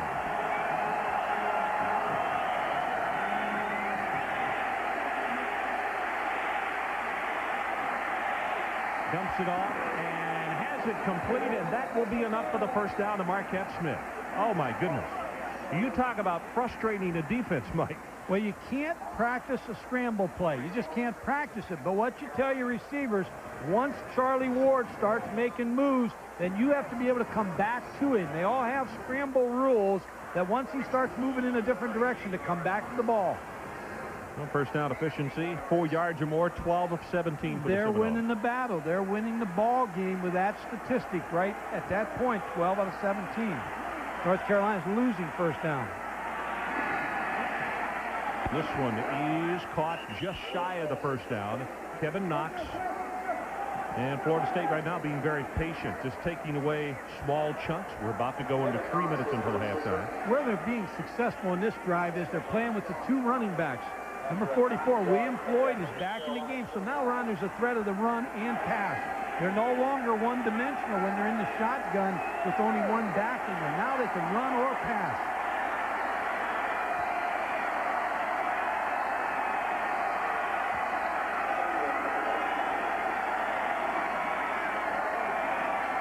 That's what they do. Marquette Smith with the running play.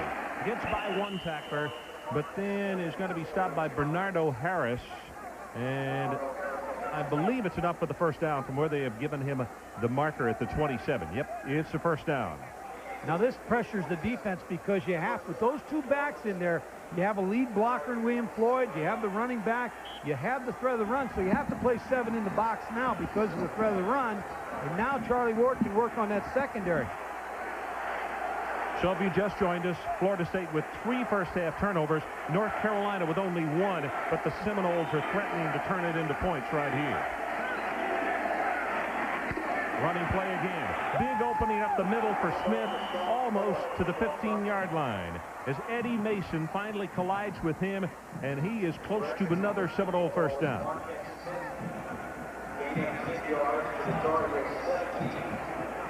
Marquette is a sophomore out of Castleberry, Florida.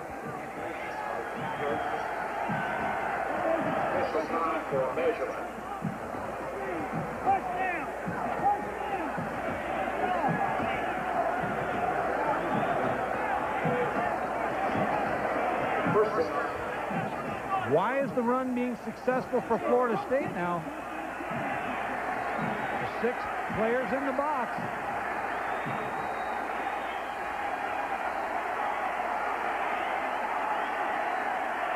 You can see in the no huddle, it's almost by committee as he comes up, talks there, but particularly Shiver. Clay is the center, sophomore out of Tifton, Georgia. Very tight this time with the offensive line formation. And they come with the pitch. Smith gets 1 block and is going to be spun down at the 11-yard line by Sean Boyd. Sean with the interception, one of the turnovers early on in the first quarter. Well, the third tailback, Warwick Dunn, number 28, he scored a touchdown at this point. Sean Jackson was the starting tailback. Now you have Marquette Smith in with fresh legs, 5'7", 195, number 22. So really depth at the tailback spot for Florida State.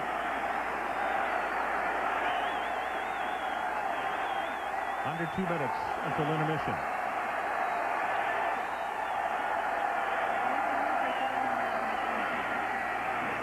Smith gets 1 block, and then he is denied the 10-yard line. That'll stop the clock with 1:31. Well, the clock now has continued to run, Mike, with 1:25 and 1:24. Coming up at the halftime. Stay with us. The Delta Faucet halftime report. Mike Tirico and the guys. Top 25 scores and highlights. Colorado-Stanford preview. It's coming up immediately following this ball game. And also a look at Gainesville today. Tennessee at Florida. Because of his running ability, number 17 is very dangerous inside the 20. Not only can he hurt you throwing the football, but the scramble when you play man coverage will kill you. And now Charlie Ward would like a timeout, so we'll take it with him. 57 seconds left until halftime.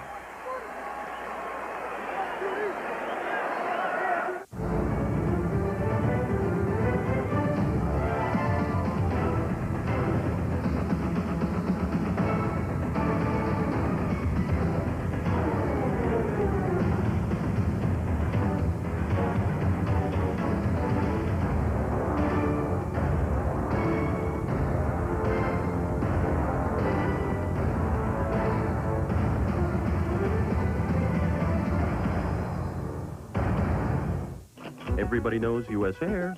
Not everybody knows Konica. Why you get on board with U.S. Air? Why U.S. Air is on board with Konica. So if you know this company, you should know this company. Because Konica has earned its wings from U.S. Air. This is Dutch Boy. This is Konica. Why you use Dutch Boy? Why Dutch Boy uses Konica. So if you know this company, you should know this company. Because Konica has the right mix for Dutch Boy. Your world, genuine and true, working together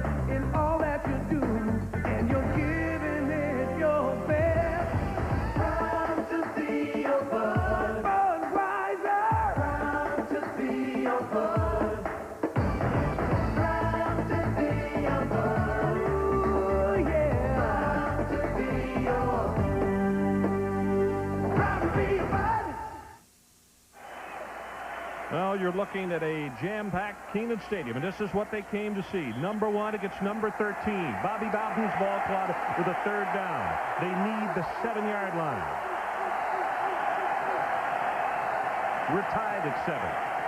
This drive, 9 plays, 49 yards.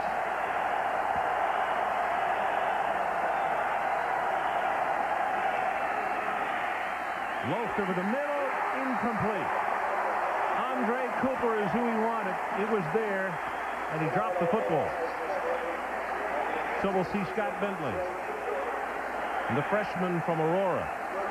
Highly recruited between Notre Dame and Florida State. Florida State fans, when they signed him, were very happy with the problems they've had with the kicking game. Danny Cannell is the holder. This will be an attempt at 27 yards.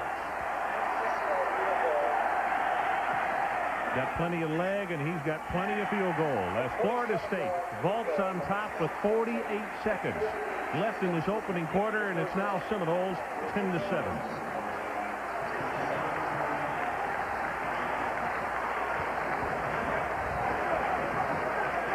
Well, tomorrow, beginning at noon, NFL Game Day. Now, this is the best way to get ready for the Sunday schedule in the NFL. And the top stories this week, the surprising Giants. Dan Reeves, 2-0.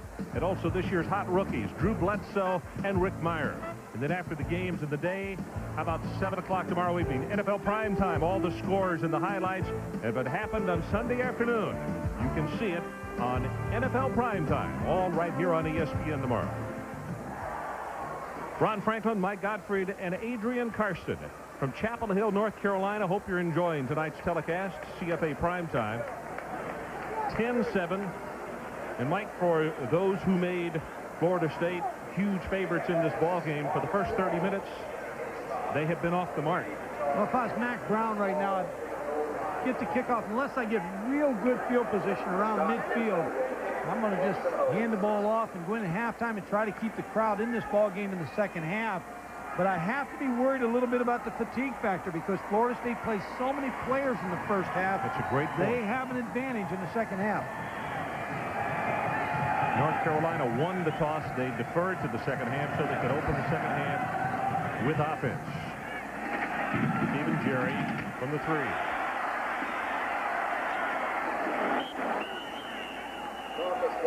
Short of the 20-yard line, and now 43 ticks off the clock. One run, and that should do it for North Carolina. You don't want to get fancy here against this Florida State defense. It was the only turnover that Carolina had in the first half, cost them 3 points. Could have been more expensive than that. I think the story of the first half is the Florida State defense. Oh, no doubt, because 3 Florida State turnovers, 2 of those in really good field position, and Carolina came away with no points off the turnover. Exactly. Well, there's the run you're talking about. They might have to do one more, but that's about it. Florida State has no timeouts left anyway.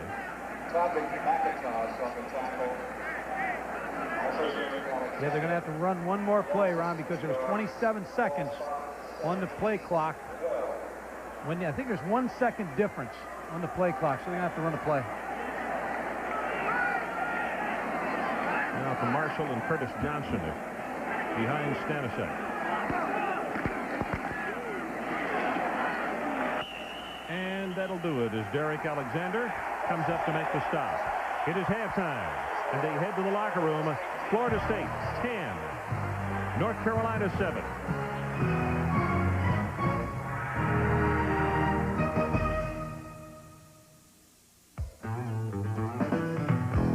This is your life, and not a bad one at that. You find the things that work for you, and you stick with them. Like your Toyota Extra Cab Deluxe. It has the power and the payload you need. Plus the reputation for dependability, that's a well-known fact. All the signs of a great relationship. Golfers just love punishment. That's all there is to it. If he plays around here, he's in every water hazard, every bunker. But should he hit the ball from the tee to the green on the 17th hole, that's the only shot he's going to ever remember. I can't explain it, but that's golf. American Express card is welcome at all these TPC golf clubs, and it does just as much for the bad golfer as it does for the good. Nice, you'd be paradise to come home. Introducing Business Saver. Free faxes, movie, fitness center, and free local calls. And most Hiltons proudly offer AT&T long-distance service. Business Saver. After you shave, now there's comfort to the power of 3. It's new Soothing Edge Aftershave with 3 soothing formulas for 3 specific skin types. An aloe formula that's alcohol-free to soothe sensitive skin. Extra moisturizers to soothe if your skin is dry. And a cool vitamin E splash for normal skin. Soothing better than ever with the power of 3. New Edge Aftershave skincare for men. Ultimate comfort. That's the Edge. You know, Paul, I've been doing a lot of thinking about my college career. You know, what college I want to go to and all that. And I decided I want to go to a state college, the University of North Carolina. The University of North Carolina? Yeah. It's a great school, and it's not too far away. Well, sure, it's a great school, but you have to have mighty fine grades to get in there. I mean, above average. The University of North Carolina at Chapel Hill, first in the nation in public higher education. Carolina down 3. Coach, you like the way the Heels have come out here. Yeah, North Carolina's game plan is perfect. They're using a basketball stall theory, keeping everything in front of them, trying to make it a fourth quarter game. They got a shot. Florida State needs to run the ball about 25 to 30 times in this half and be effective with it, which will open up about 5 to 6 real easy passes.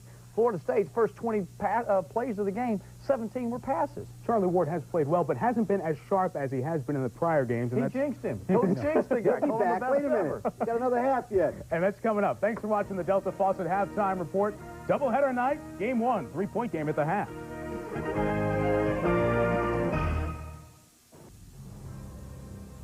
Hello, I'm Charles White, president of Georgia State Bank. On my right, you see a well-known landmark. The clock tower is a treasured symbol of Rome and is indeed special to all of us. At Georgia State Bank, we also feel that we're special. We pay special attention to our customers and offer special products and services for their convenience. Won't you become a special customer and friend? Call or come by anytime. Member FDIC. Drive a whole car and pay for only half. You can during Wayne Blackwood Ford Lincoln Mercury's factory authorized clearance. The 94s are coming. 93s must go, regardless of cost or loss to us. 93 Rangers, not $10,000. You pay $54.05. That's $149 a month. 93 Tauruses, not $15,000. Pay $78.28. That's $199 a month. Drive a whole new car and pay for only half. Right now during Wayne Blackwood's factory authorized clearance. Don't miss it.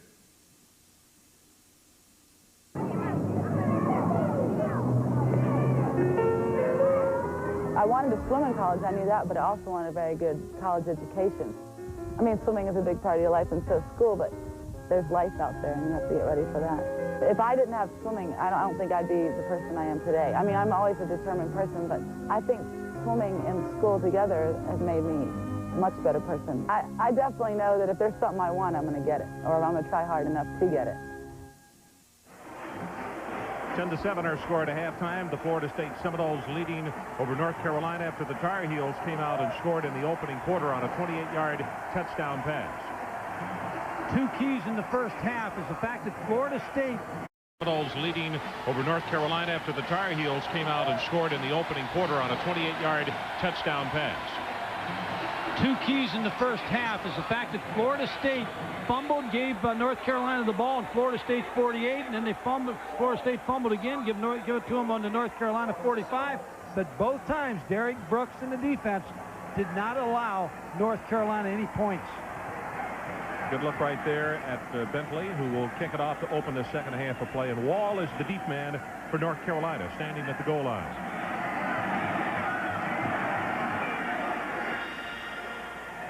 Wall lets it get by him. Will go down on one knee in the end zone, and North Carolina will take it at the 20-yard line. These are the numbers in the first half, 266 to 173. And Michael, talk about the breakdown here. Well, I think the key is the turnovers. That's Florida State has just had a problem on offense with the 3 turnovers. But to me, the big stat in the first half was who won first down. North Carolina has to win first down. They did not win first down in the first half. They need to do a better job in the second half. 16 of 20, 4 yards or more on first down, 1 of 14 for North Carolina. And in fact, 16 of 20, you would think that maybe Florida State might have done even better in that first half. Stanisiak, option play is not going to work here. McIntosh is just all over it. See, here again, you're now 2nd and 15 again. I think what Mack Brown, just looking at it a little bit, North Carolina in the first down situations ran on 12 of their first downs. They opened up the second half running on first down. They're going to have to get a little bit more mixed. They're going to have to throw some play-action passes on first down to get this defense through so that they can respect the pass on first down.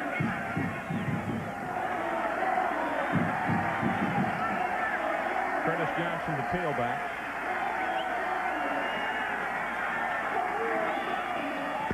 Here they come with the option. Stanisiak with the pitch, and they're very fortunate. They were coming back to the boundary side because it went out of bounds. Well, the option has to be a key for North Carolina. In the first half, they ran the fullback on the dive 6 times for 15 yards. The second phase is the quarterback keep. He has not been successful. 2 carries, 4 yards. Here's where they've been successful. When they get the pitch out, 74 yards on 7 carries. And the fourth option is the deep throw, 2 out of 3 for 3 yards. But remember, they missed Brooks on the long touchdown pass. It's there. They just have to complete it. Third down on the line to make is their own 30.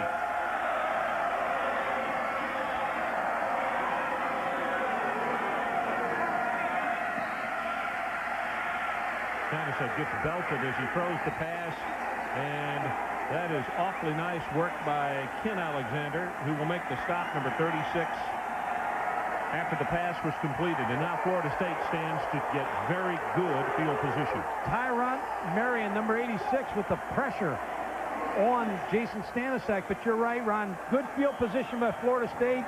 They dominated first down again, get them in long yardage situation. That's been the game plan for Mickey Andrews and his defense. Seminoles with a 10-man rush. Thomas gets his punt away. Fair catch at the 48.5-yard line by Corey Sawyer.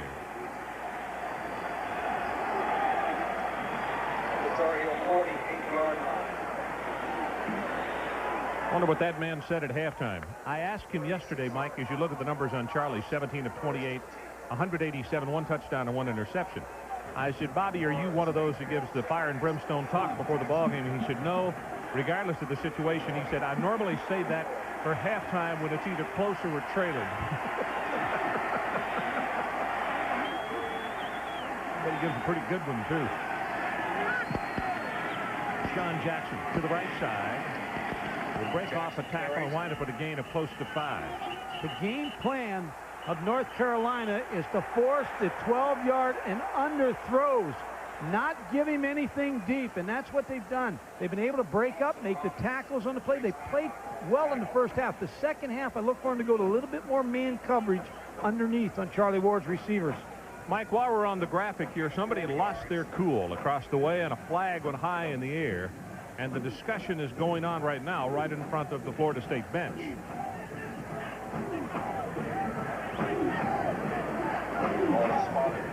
Target of 44 yards.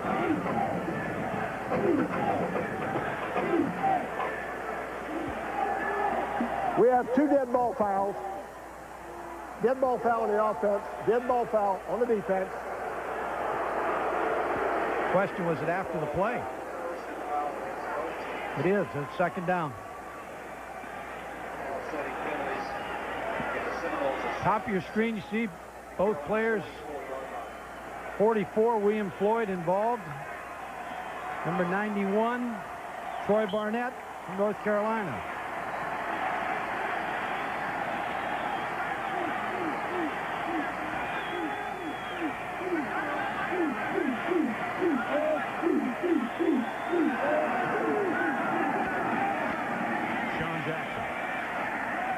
Feeling, Mike, that we're going to see Florida State try to do that right there and establish a running game in the second half, which they didn't do in the first half. I talked about the box in the first half, what Charlie Ward's looking at. Charlie Ward is counting the defenders. 1, 2, 3, 4, 5, 6, 7 right here. He decides to go to the run here because North Carolina moved up late. They were in 6. They jumped to 7. They confused him a little bit on that play. That's inside the tackles. That's the box. You count the defenders. 6, you run the ball. 7, you throw it.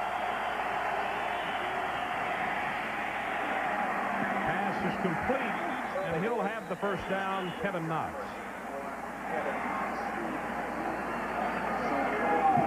So much offense. The Florida State coaches talked to Nebraska after the bowl game, the defensive coaches in Nebraska, and they said, you run so much offense, we couldn't practice for everything. And that's the problems they present you when you play them. And the other side of that, Mike, is even if you have time to do all that, you probably still can't do it at the same speed that Florida State does it here. And you don't have number 17 showing it to you all week. That's right.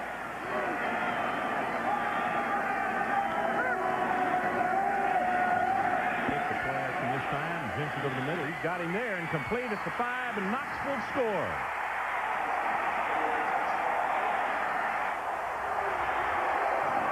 $33 yards.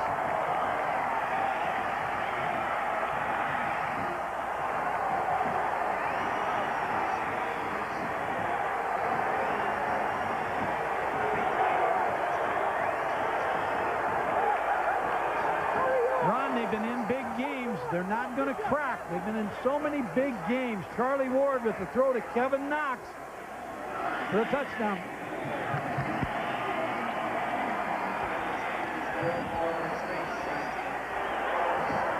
So let's take a break. 17-7. Number 1 Florida State beginning to roll. This is the office where our Ford truck engineers get a lot of work done. Because by knowing firsthand how a full-size pickup ought to work, they can make it work even better. That's why the Ford F-Series now has a new standard airbag, standard anti-lock brakes, and constant ideas to make tough even tougher. More proof that at Ford we're looking ahead and looking to stay ahead. Ford F-Series, the #1 selling truck, is built Ford tough. There we were, a jillion miles outside of the hood. The bus got a flat, got no jack. Homie's gonna cut his grass. What's up? Sold. The man's round sells, but he's got no beef. Pardon me. That was there. Huh? Yo, MC Cow Seller. Fresh.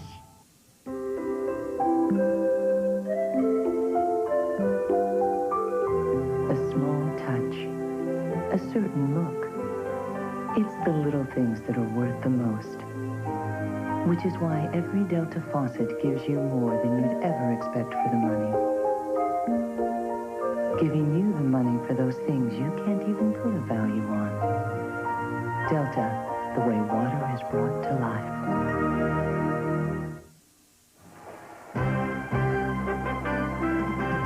ESPN's presentation of CFA football is brought to you by Ford and your Ford dealer. Have you driven a Ford lately? Well, it didn't take very long. As we said, probably Bobby Bowden was a little more stern with his talk at halftime than maybe he was at the beginning of the game, and boy, did they ever respond. I just think on first down, North Carolina gets the ball. They have to throw a play-action pass on first down. Across the way and right down in front of us, we've been watching down there, and Mike Thomas, the sophomore from Hamlet, North Carolina, who we've seen handling the punting chores tonight, has been warming up. So we'll look for him to come in at quarterback. He's a good quarterback. Big, strong kid, 6'2", 225. Ball 5 yards deep. He won't return this one. North Carolina trying to change their defense. Man coverage. Kevin Knox, number 81. Now, here's the key for Florida State's receivers. So stop it right here. He's 6'3", 200, going against Sean Crocker, 5'10", 195. The advantage to the big receiver, and then the yardage after the catch.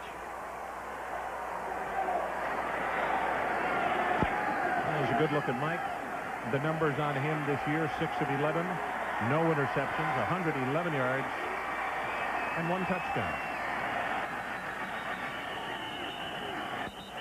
Henderson, the ball carrier, but the whistle before the snap. And this happens with the new cadence. Well, now what Mac Brown's thinking is you bring in a relief pitcher. Jason Stanisak didn't play that bad, but he needs a little spurt right now. So he's going to go to a second quarterback who really was a starter last year. We have offsides on the defense. Check in with Adrian Karsten. Adrian? Ron, a couple of quick changes here. First of all, you just mentioned that cadence. Here's what it is. They usually do the conventional hut. Well, what Thomas is going to do now in these short yardage situations, try and draw them off. He just saw it work as kind of a go. Pulls them right off the line. Something else we're going to see here. A lot of 1-2 back, maybe in 3 and 4 wide receivers. So as North Carolina tries a few more pieces to the puzzle, we'll see if it works. Down 17-7 now.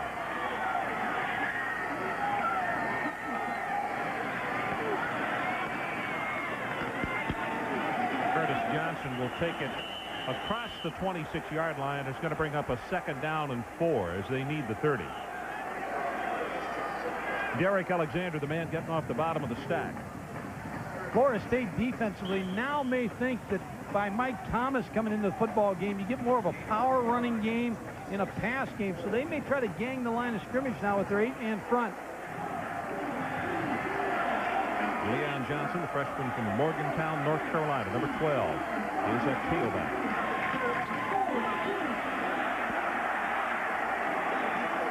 Thomas keeps it out to the 33-yard line, and that's plenty enough for the first down as Derek Brooks makes a stop on him. Derek Brooks, number 10, the linebacker, on the outside, has to play off a blocker. He just throws him to the ground, comes back, and makes the tackle on Mike Thomas. What an active linebacker, Derek Brooks. 6'1", 220. Tough to block him out of Pensacola, Florida.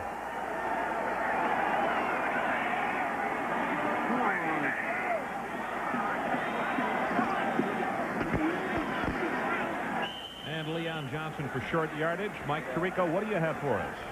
Ron, no quarterback change for Fresno State. Look at the numbers. Trent Dilfer adds to them here.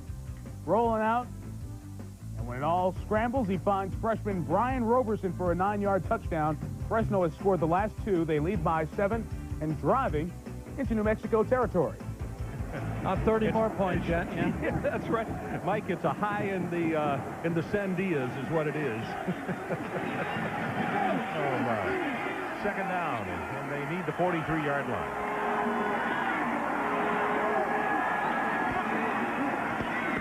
Option to the open side, and there's not going to be much there this time. That's Ken Alexander who grabs him and knocks him down. Ken actually kind of been playing in the shadow of Marvin Jones, and he's one of the players that has really stepped up. He's a senior out of Austin, Texas, number 36. Austin, Texas. Your hometown. Watch the linebackers, but watch the defensive line. See the linebackers, they're not waiting. Number 10 set that play up, Derek Brooks, the outside linebacker, then Ken Alexander. There is no option when you come across the line of scrimmage like that. But again, North Carolina's going to have to hold those linebackers with the play action fake. It's 3rd down and 8.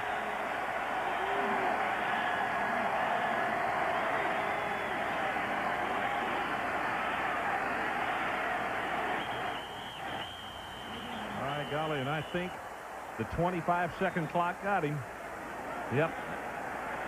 2 things got him, right? Ron, the 25-second clock and the movement of the defense. Dead ball, delay on the offense, 5 yards, still 3rd down. Mike Thomas was on the sideline the first half, so he didn't see the shift of the defense. You can see it from the sideline, but until you get under center, it's a little different. Florida State jumped in the 8-man front. Mickey Andrews with a good defensive call, and he was trying to check off just a little late.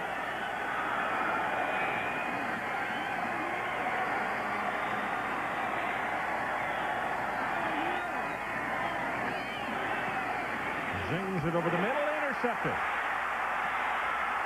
Richard Coase finally pushed out of bounds at the 25, and it's a 29-yard return on the interception. Florida State is so good on defense that in predictable situations, they gain another edge. They're not only athletic, but when they go to heavy coverages, there's Mickey Andrews, the defensive coordinator. He was in on the Houston job last year. But what they're doing now is you play heavy coverage on 3rd down. Your best down to throw against Florida State is the first down. Good pressure. You see the defensive coverage. There's the linebacker first with a tip, Ken Alexander. Now Richard Coase, number 16, with a pick-off on the deflection, and such a good athlete, he brings it right back down the field. Mike, I think this is Corey Sawyer, who was injured on the play, and we mentioned early on that he has had a hip pointer. I don't know if it's that same thing or not. He's up under his own power and is going off the field now, though. That's good to see. So North Carolina with another turnover. In the first half, they had only one, but it cost them 3 points. And now you give this Florida State football team 1st and 10 at your 20-yard line. That's a real bad bet. And they're back in with William Floyd again, number 44, the fullback. So they've got the run-pass option. Either go to shotgun or stand the eye. Also 22, Marquette Smith, the tailback. He gets the pitch. Good block out front, but that is a nice job defensively by 26, Sean Crocker. There's some good blocks, especially by William Floyd, but you're right, Sean Crocker just came up and did not allow Marquette Smith to make a move to try to get away from him. Marquette Smith, number 22, one-on-one in the secondary. Tries to give him a little juke move, but Sean Crocker says, you're going down. You know, William Floyd's going to get a good job one day playing on Sundays. He's like having another guard out there. He really does enjoy blocking, doesn't he? He's the key to this offense, other than Charlie Ward, because he allows you to do some different things. He allows you to run the football, but he's also a good pass receiver. Play action. Good fake by Ward. Gets it back on the throwback to Lonnie Johnson to the big tight end inside the 10. Adrian Karsten, let's throw it to you. Quickly about Corey Sawyer, Ron, good news for Florida State. Cramping in his left calf. No more problem with that hip pointer. He should be back shortly. That's good. That's good. We mentioned the heat. Probably will not be the last case that we have tonight of people cramping. Very, very humid in Chapel Hill. Charlie Ward now has 20 completions on the evening. And Mike, of the 20 completions, Ward has hit 8 different receivers.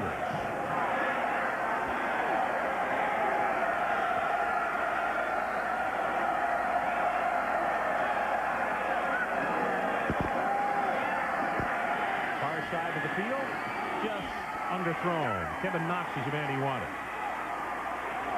We talked about the fatigue factor of playing the no huddle, but another important factor on the fatigue is look how many players that Florida State has played on offense alone with 54 or more plays in the ball games that they've played already. Bobby Bowden's idea when he recruits them is, hey, come on in here, you're going to play. We play 2 teams on both sides of the ball. So what you do on offense, it's your 22 versus the defense 11. I mentioned in the first half, he said that yesterday. I said, boy, I hope it's not this humid. He said, no, I do. We play a lot of people.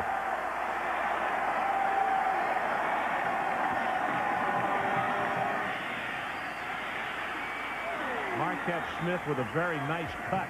You could see that they had brought up from the secondary an extra person in Walker, and he just ran away from it.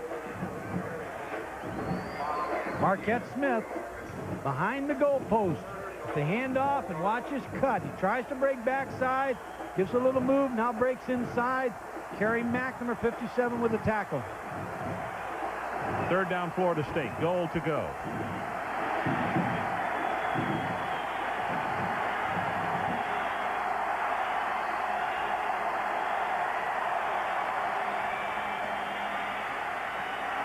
Got him open. Caught it out of bounds. Hez McCorvey. That was close, Ron, whether he was in or not. Charlie Ward just led him a little bit too far, but it was close whether he's in. Let's see. Yeah, now, he stepped right on the call. inline. Good call. Student took a big chance right there. Watch this come into, there's an object that comes into the screen. It was thrown from right there on the sideline at him. Wouldn't have mattered as far as if he caught it in bounds or not. But if you're part of the field of play, you can get a penalty as well, right? Bentley with the field goal attempt at 21 yards. He knocks it home.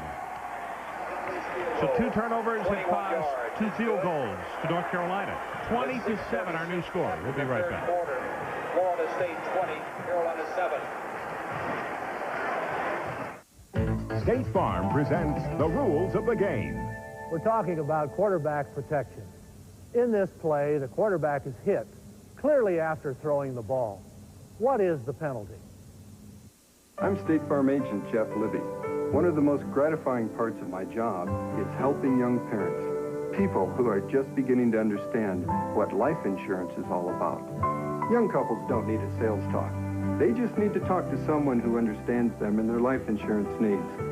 Now, I know what that promise of security means, and I don't believe there's a better promise a parent can make. State Farm sells life insurance. We're talking about quarterback protection. In this play, the quarterback is hit clearly after throwing the ball. This is a 15-yard penalty following the result of the play. Rules of the Game has been brought to you by State Farm. Like a good neighbor, State Farm is there. If you're watching your money closely, you'll like what you see in the new Ford Escort. You'll like the fact that it's priced thousands less than the leading imports, that it has a level of quality that helps bring it more repeat buyers than any other small car, and the fact that you can get any one of these highly equipped Escorts for the same low price. Ford Escort, when it comes to quality and value, it's right on the money. Next Thursday, Kentucky travels to South Carolina to tackle Steve Taneyhill and the Gamecocks. Live CFA football, Thursday on ESPN. 20-7 now, #1 Florida State beginning to pull away. And Mike, how about the key play on that series right there? 3rd and long yardage. Mike Thomas with the throw. It's deflected by Ken Alexander, an interception and a costly one because you cannot allow Charlie Ward to have that football inside the 50 on a turnover.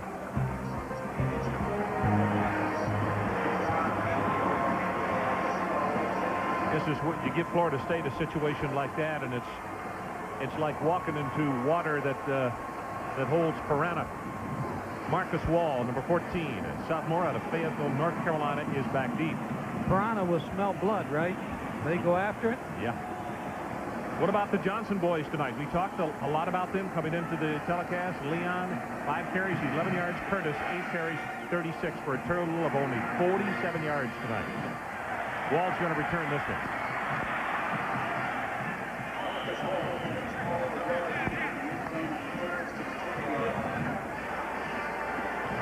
Mike Thomas runs on the field. First down has been a key all night for North Carolina because they haven't had success. 14 runs on first down, 2 passes. They need a play-action pass badly on this drive right now. It's 1st and 10. Right now, you have to get mixed in your offense if you want to come back in this ball game. Hold the linebackers. Leon Johnson. And James Roberson, junior from Lake Wales, Florida, number 47, the first man there to corral him. And back to the point that Mike made in the first half. When you make them commit and you get the pitch that quickly, then it's no more than a pitch play.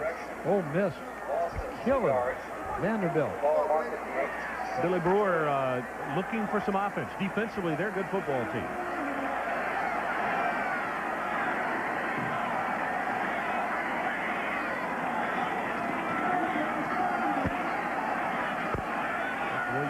And let's go down once again to Adrian Karsten. Adrian? Ron, from the Carolina side, the Tar Heel defense getting an earful about 2 things. First of all, nowhere near the intensity this team had when they came on the field to start the game. Secondly, they're being told that they've got to contain Ward. When he gets to the outside, they give him way too much time to make a decision, either run or pass. Well, Adrian, what they're confronted with right now is, again, the predictable situation. 3rd down and long to have to throw. If it's not there, don't throw it. It cost them the interception the last time. Not good to be in the 3rd and long against this bunch.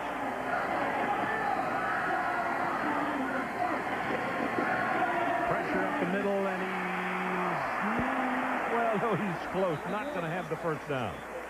I mean, just a little bit of a body lean. Holiday caught it, and Corey Sawyer wouldn't let him go. The thinking of the offense is that you want to stay in the ball game. You want to stay close with them and a chance to win in the fourth quarter. But North Carolina really has to make something happen. This is not the time to go fourth down. No, and a lot of the crowd. Yeah, they don't have to do two things. They don't have to call it, and they don't have to run it because this Florida State defense, too much respect for them. Try to draw them off sides somehow, but punt the football. Of course, Mike Thomas, who has been in at quarterback, is the punter. He'll handle it. Pressure up the middle this time, and they almost got something, and they have roughed the kicker. Charlie down at the 33-yard line, but Carolina's going to get a reprieve. Mac Knight, I believe, is the guy that ran into him. Is that Mac the Knight? Not this time. Not quite that slick and clean. Yeah, roughing the kicker on the defense. That's an automatic first down, 15 yards. Mac better hide on the sideline because somebody's going to take a knife to him. Florida State trying to put North Carolina away.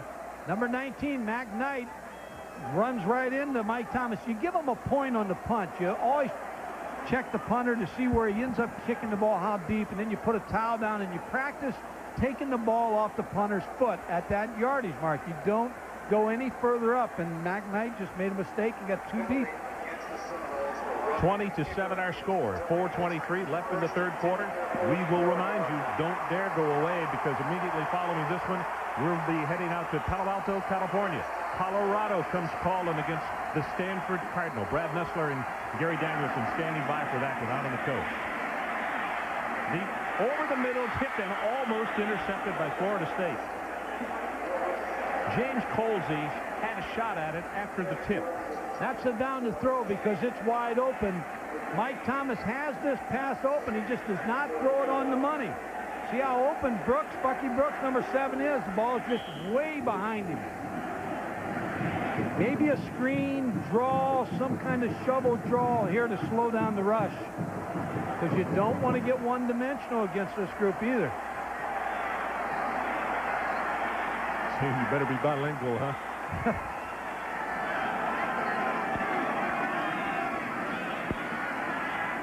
What a catch. Nope, they're going to say couldn't hold on. Greg DeLong went parallel to the ground. That looked like a great catch. They have a better view than we have. Greg DeLong, 85, is going to release inside. Now break to the corner. Just a little corner route. Now I think a good call. Ron, if they make mistakes, we'll tell them, but I think they made a good call again, the officials. They're right on this. Yeah. Ball bounced. Greg DeLong really stretched out, try to bring it back in. Good effort by DeLong. Very good one. Mac's still fighting. He's getting ready for the next call. That one's gone. Third down, and they need the 46 of Florida State. Look at the pressure. Gets away, and it's intercepted. Derek Brooks is going to take it the distance for the touchdown. 49 yards.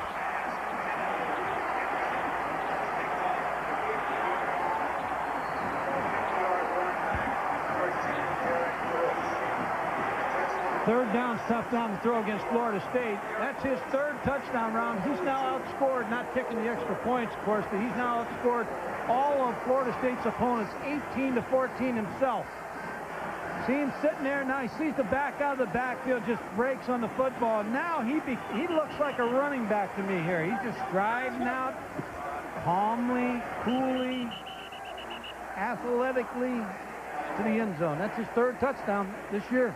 You know, Mike, we mentioned in the first half that his weight is now up to 226, but they still timed him at 4.41.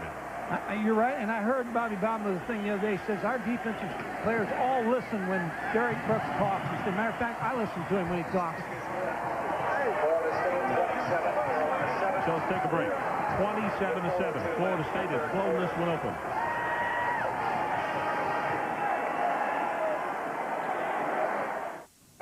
Look, I usually do. But what if I'm with her and I don't have a condom with me? Get real. If you don't have a parachute, don't jump. Trojan latex condoms help reduce the risk. Karen, hitting is wrong. You're bigger, you're stronger, you take time out and you don't hit. Do you understand? Take time out. Don't take it out on your child.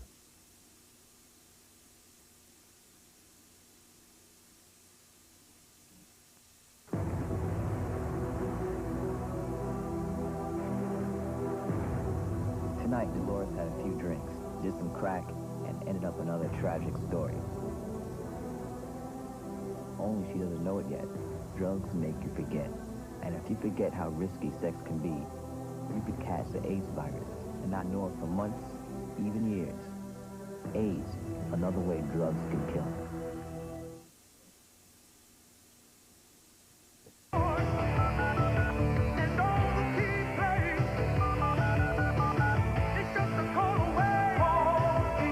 This Saturday, for one day only, your chance to call the best phone sports service free of charge. Call ESPN Update between noon and midnight for a free listen to all the scores and late-breaking sports news.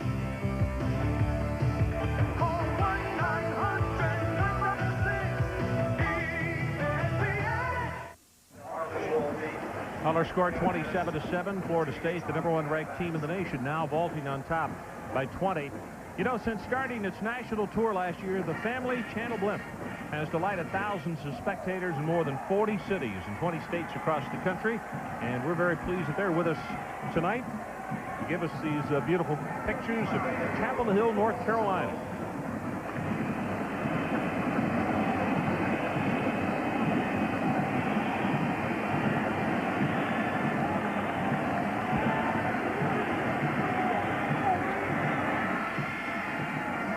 Kick deep to Wall. He's going to return this one from the 1.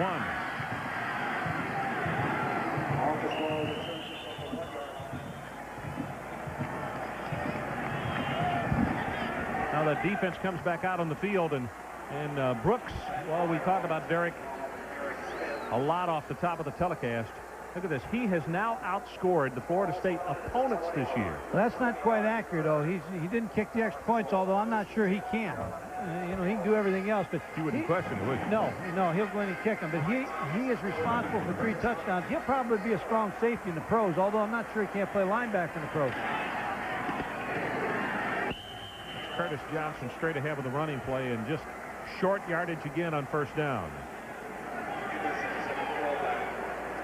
Well, there might be some North Carolina people who would question the move, taking out Jason Stanisiak and putting in Mike Thomas. But my guess is the coaching staff just thought that they needed a jump start. They needed a relief pitcher. They needed somebody to come in and get something moving. But Mike Thomas has thrown 2 interceptions. It's kind of backfired, but it still was a good decision.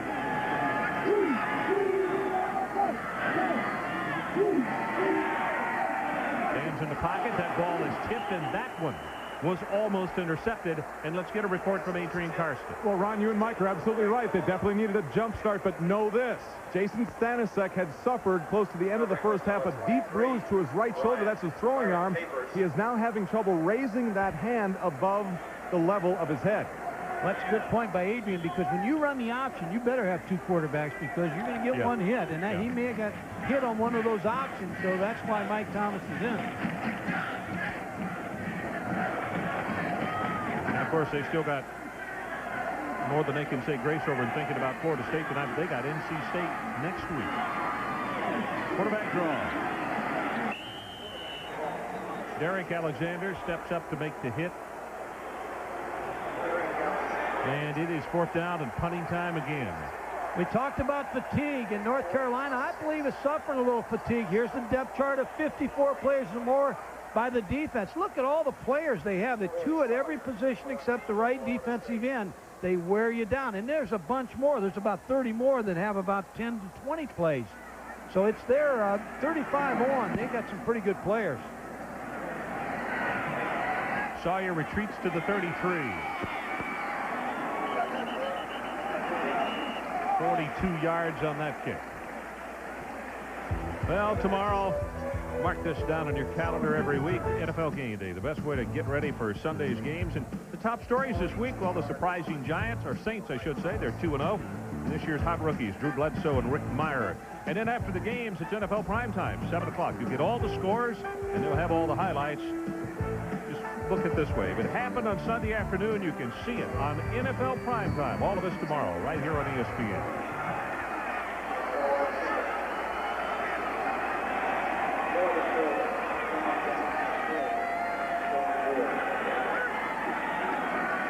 Jackson straight ahead.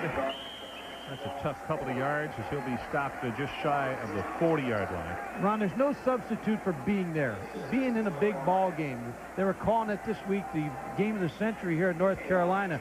Clifton Abraham says, I've been here for 3 years. I've already been in 3 games of the century, and we're only in 1993. There's 7 more years to go for Miami. But there's no substitute for being in a big game. North Carolina will be better the next time they have the big ball game like this. And, of course, you said Miami meant that the games against Miami were the ones that were called a game of the century. Under the protection for Charlie Ward. Fryer gets the block, and then it's going to be knocked down hard at the 41-yard line. So that only nets about 1 yard. And when they play Notre Dame, that'll be the game of the century. When they play Miami again, that'll be another game of the century. They're that type of team. They're playing for the national championship every year. Ron Franklin, Mike Gottfried, Adrian Karsten, Chapel Hill, North Carolina. Glad to have you along for CFA Primetime. The #1 team in the nation fell behind tonight by the biggest margin they've trailed since, what, 3 years ago. Right now they lead by 20. Zings it complete at the 50, and that's enough for the first down as Vanover is there to make the stop. You notice they haven't been able to sack him. You can't get to him. Charlie Ward sits back there in the pocket. If you're going to play Florida State, I think you have to do one thing. When they go to the spread offense and the no huddle, I'd rush 1 player and defend with 10. I'd make him beat me throwing through 10 players. He doesn't want to run the ball. He will run it, but I'd make him beat me throwing through 10. Now, when they bring a fullback in the game, you've got to come into a conventional defense. Vanover, 5 catches, 46 yards.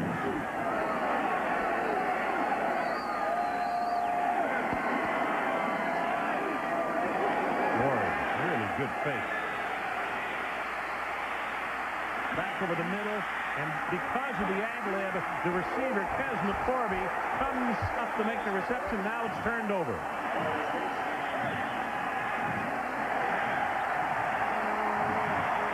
And Bernardo Harris has the football for North Carolina. Fourth turnover by Florida State. You made an excellent point. Kez McCorvey never gave up on the route. And I was just talking about Charlie Ward really doesn't want to run the football. He wants to throw it. He has an opportunity to run right here. He dodges, he dodges. Now Kez McCorvey keeps working. As a receiver comes open, just gets a tackle by Bracy Walker and fumbles the football.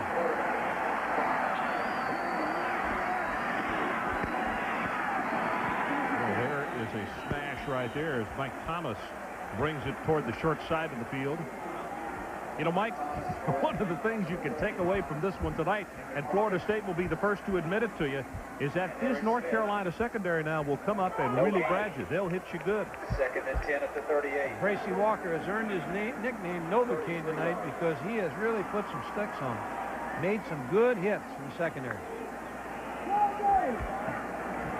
Ethan Albright is the player who was injured, the senior from Greensboro, North Carolina.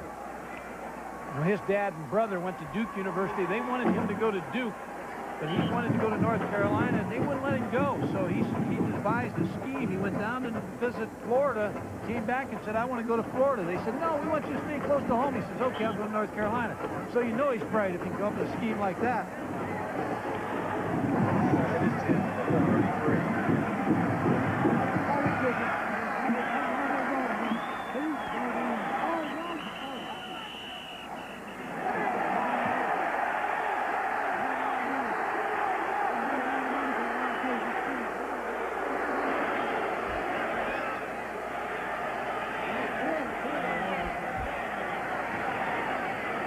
So that is the end of the third quarter. Let's take a break. 27-7, Florida State.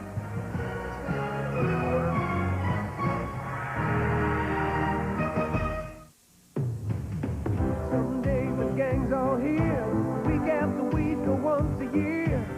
There's like a zillion different ways to have these get-together days. A great day calls for a great beer. The Michelob beers, with its smooth, classic taste you don't find every day. Michelob someday, Michelob someday, Michelob someday, better than others. You saw yourself on a Harley, the tyrant of the two-lane.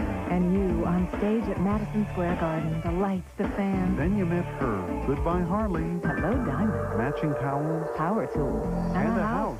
Now you're remodeling, buying lumber and plywood. Choosing paneling. Molding. Doors. Windows. Tile backer. Tile backer? Would you say your interests have evolved? Georgia Pacific. Whatever you dream for your home, we help you build on your imagination. What's new from Xerox? Xerox Extreme 450 antifreeze and a new 4-year guarantee. We've taken our promise to extremes. For the next 4 years or the next 50,000 miles, we guarantee the temperature never drops below Xerox. With its cool new look and refreshing new lines, the new Ford Ranger Splash is the first and only compact flare side, the 1993 Ford Ranger Splash. Start making some waves.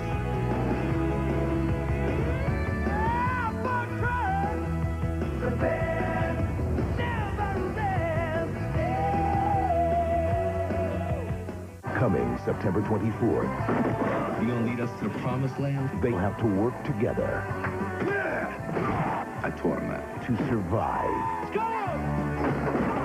The program, rated R.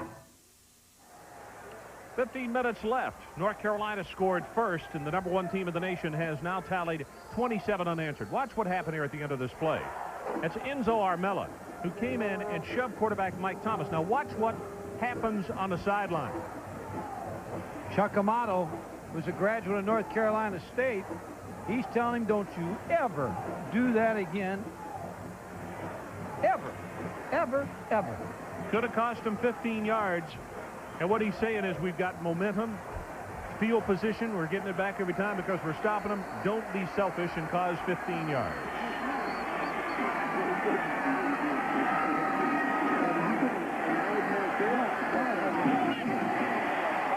Was he inbounds? Yes. Corey Holiday. When you talk about all the good athletes here, the recruiting success, Ronnie Cottrell's a recruiting coordinator. He told me the other day 3 reasons for recruiting success at Florida State: the security of Bobby Bowden, success of the program, and the stability of the coaching staff. He's only lost 1 coach in 10 years, assistant. If they don't want to leave, this running play will go for absolutely nothing. And speaking to Bronny, he is down on the sideline with Adrian Carson right now. Adrian? Well, Ron, thanks very much. 27 unanswered points. I think we're seeing the depth of Florida State come to light here. You know, you lose Marvin Jones and 4 others to the draft this past April. Still, you call this the deepest team in Florida State history. How can you do that? Well, I don't know if it's the deepest team. It's certainly a fine football team. A lot of guys have waited their turn, and it's a very unselfish team, and just very proud of the defense where they pulled this thing around tonight. Ronnie, you can afford to recruit the top 2% of college football, of high school football players in the nation. Mack Brown calls this maybe the best college football team ever. Is that accurate? Well, I don't know if it's the best team or not, but it's certainly a fine team. What it is a group of guys that chose to come to Florida State for some other reason than playing time necessarily. And they're just doing a great job. Great people like Derek Brooks and Marquette Smith and Matt Pryor, those type guys. Particularly the guys on defense. We watched this most recent sack. Do you think you take away your first team, the 2 and 3 deep, you still got a top 10, top 15 team running?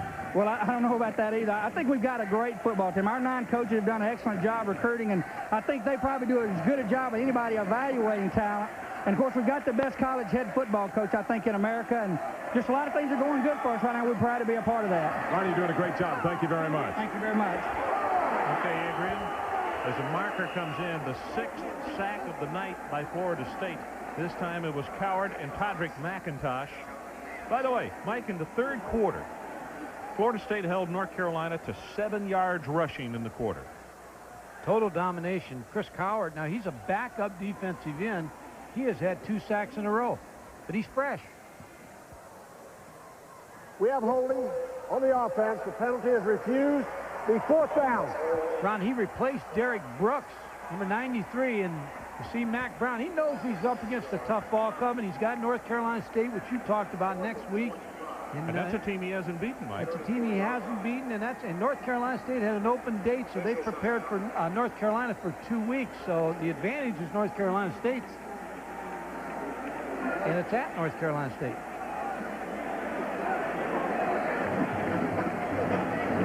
13 minutes and 29 seconds left in this one. Florida State 27-7. And let's take the defensive numbers a little bit further. You mentioned that they had only 7 in the third quarter, but the sacks here in the fourth, North Carolina is now -8 rushing for the second half.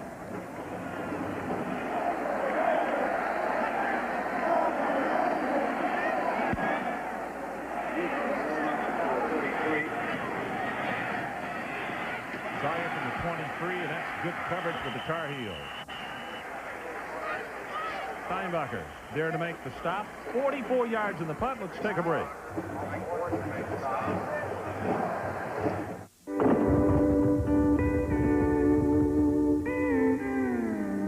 Wrangler cowboy cut jeans were designed by cowboys to be comfortable for an eternity. All 8 seconds of it. Wrangler, the Western original. In 47 B.C., Cleopatra herself rented the very first luxurious caravan from Thrifty for a mere bag of sand.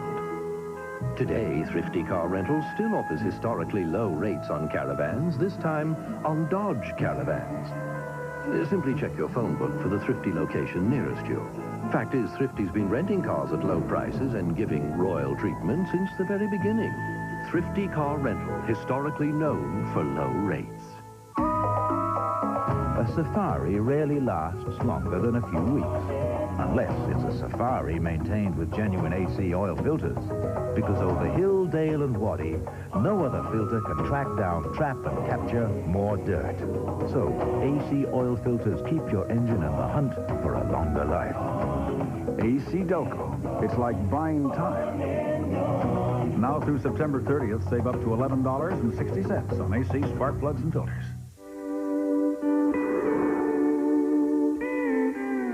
Cowboys invented Wrangler cowboy cut jeans for those relaxing moments when you just want to stretch out and unwind. Wrangler, the Western original.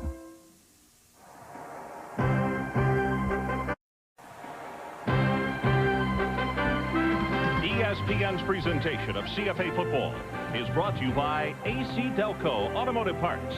AC Delco, it's like buying time. 13-10 left to play in the ballgame. 27-7, Florida State.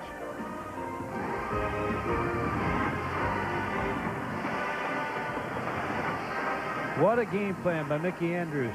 Good defensive, solid effort by his defense tonight.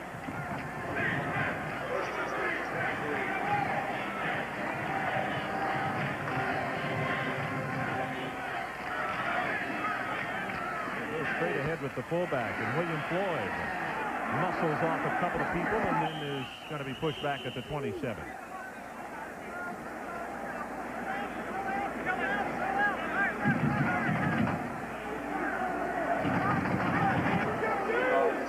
We'll take a look at these numbers. You talk about a reversal, Mike. Third quarter, North Carolina just couldn't get anything going on offense. Florida State dominated once they came out of the locker room in the second half.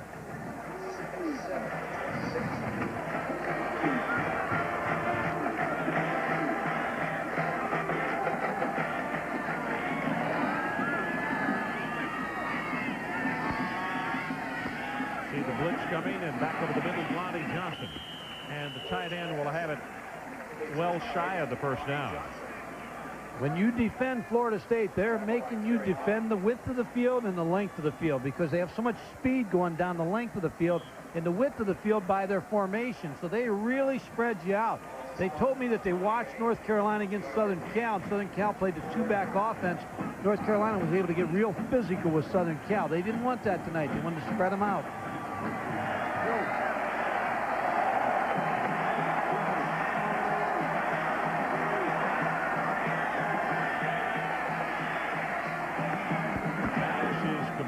And it is going to depend on the spot.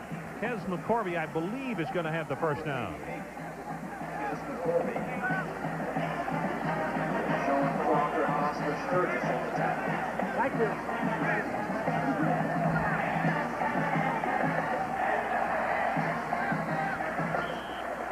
McCorvey now 6 catches for 74 yards. It's frustrating as a defensive lineman to keep chasing number 17, Charlie Ward, because you never get to him. just avoids the rush, has a knack for it.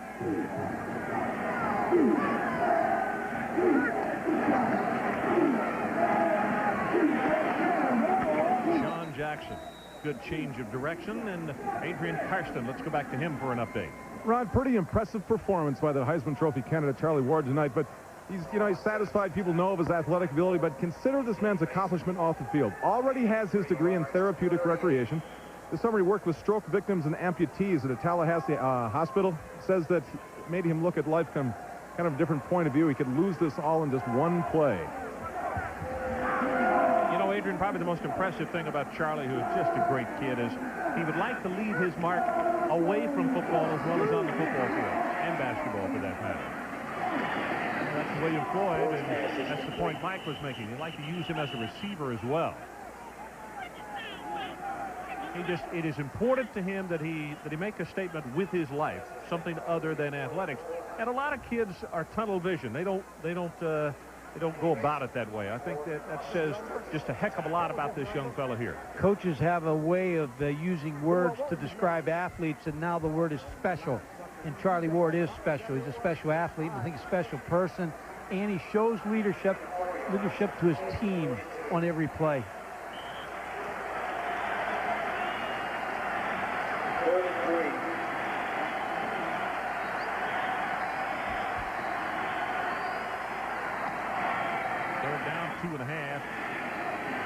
Pressure up the middle. Charlie's going to run it. He's got the first down and a lot more. Now goes down at the 30-yard line. Well, let's further the thought that we had a moment ago. Charlie talked with us yesterday, in fact, about a better understanding of his own good fortune after that summer job. I'm very grateful that I'm in that position because a lot of people know who I am, and not just the fact that they know who I am, but I just want to leave another impression on them, not because, just because I'm a football player, a basketball player, athlete, but I want to leave that I am a helpful person, and also I like to help those who aren't as fortunate as I am. Charlie Ward got the first down, and Sean Jackson on the sweep this time. By the way, speaking of Charlie, looking at the numbers, this is the first time that he's played in the fourth quarter this year, because they have blown everybody out so badly. Well, this will probably be his last series, or could be his last series tonight. When you call plays with a quarterback and an offense like Charlie Ward, sometimes bad plays turn into some big gains. You see the signal going out to Charlie Ward. Now, it's the information to his other teammates. He makes it go. Pitch,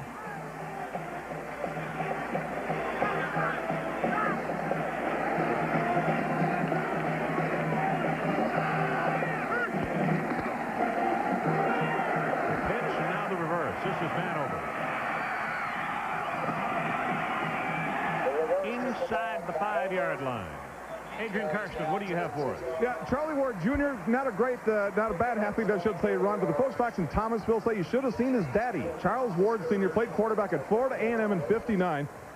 Had a broken leg. Put him in the backfield, shared time with a guy named Bob Hayes. Hayes was on the first unit called Blood, Ward on the second unit called Sweat. And all these tears shed is when Charlie Ward Sr. blew out his knee, second to last game of his senior year. Crying shame. Okay, Adrian. 27-7 our score with 8:30 left in the ball game, and Florida State, if you joined us late, they trail 7-0, and then they have come on with a vengeance. Straight ahead, and the fullback, William Floyd, will get the 6-pointer.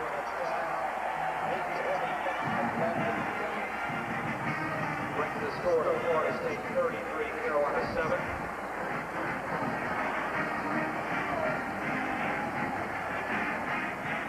Second touchdown for Floyd this year. They've made a believer of me tonight. They have a good football team. Both sides of the ball, special teams are solid. This is a complete football team with a great leader in number 17, Charlie Ward. Bentley with the extra point attempt. My gosh, he missed it. So let's take a look at the touchdown run one more time. Second touchdown of the year by number 44, William Floyd.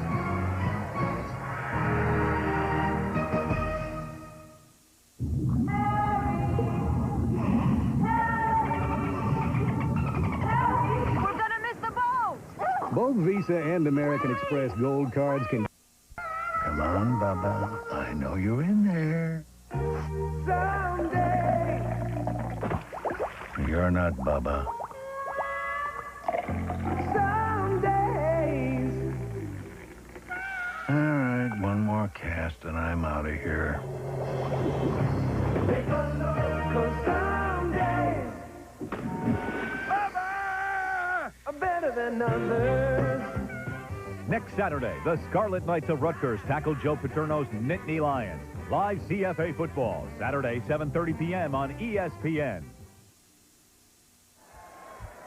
33-7, and there are a lot of smiles in Tallahassee and on that side of the field. But I can tell you one thing that Bobby Bowden said yesterday. This young fella is so good and going to be a great one. Already is awfully good. But it bothers his head coach no end that he is missing extra points. He's here for one game. Get him ready for the game with Miami.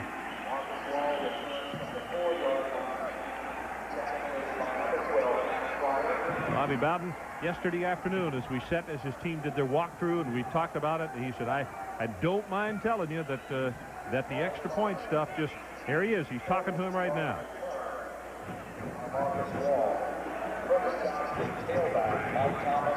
Missed 6 extra points this year, 40 for 40. There are a couple were blocked, and in the mud at Duke, that was just really tough conditions to kick in. But there have been 3 that he's just missed. Pressure. Gets one block. There's still just flying bodies all over the place, and Michael Thomas is going to run.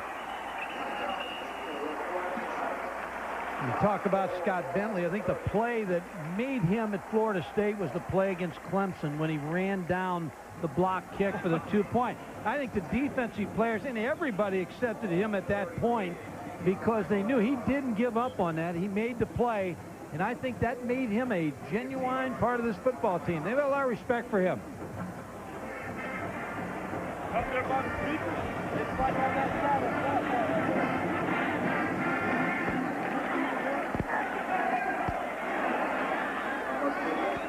And let's go to Mike Tirico and get an update from him. Mike? Ron, Fresno on their way to closing out a second victory of the season. Anthony Daigle, 11-yard touchdown run. The Fresno offense averaging 42 points a game, 41 tonight over New Mexico. Marshall wins the battle in 1AA, 13-3. Excellent defense for Marshall, almost, but not quite as good numerically as the Seminoles. So Marshall now 3-0. Our score, 33-7. Don't forget, coming up immediately after the ball game, Colorado, number 8 in the nation, against number 20 Stanford. Bill Walsh and his crew playing host to a tough bunch of Buffaloes. Charles Johnson, Michael Westbrook, and Ron Woolfolk. And if you're a North Carolina fan, your team's going to be back. I mean, they ran into a buzzsaw tonight, but this is a well-coached football team, North Carolina. Mack Brown's done an outstanding job here, and next week, a tough encounter with his rival. Has to get his team back up, Ron. If he'd have won tonight, it'd been tough. If you lose, it's tough. You have to get him ready to play next Saturday. He knew this coming in. As you look at the remaining schedule, NC State, that's a team he's got to beat. Hasn't beaten him yet. In UTEP, Wake Forest, at Georgia Tech, at Virginia. They were very good on Thursday night, I thought. And Clemson at Tulane, and he's got Duke. George Welsh, Virginia, saw their ball club Thursday night. They've got good linemen on both sides of the ball, good young quarterback. They're going to be accountable this year. Big hit at the line of scrimmage on Leon Johnson. Johnson and Johnson, for the most part, have been shut out tonight as far as anything that really was a run of note or something to turn the ball game. Had a couple big plays on the pitch early in the game, but then Florida State just removed the pitch. Yeah. They decided to, hey, you're going to hurt us. You're going to run with the quarterback. See, check this out. 147 last week, 38 tonight. And for Leon, 101. And tonight, only 11 for him.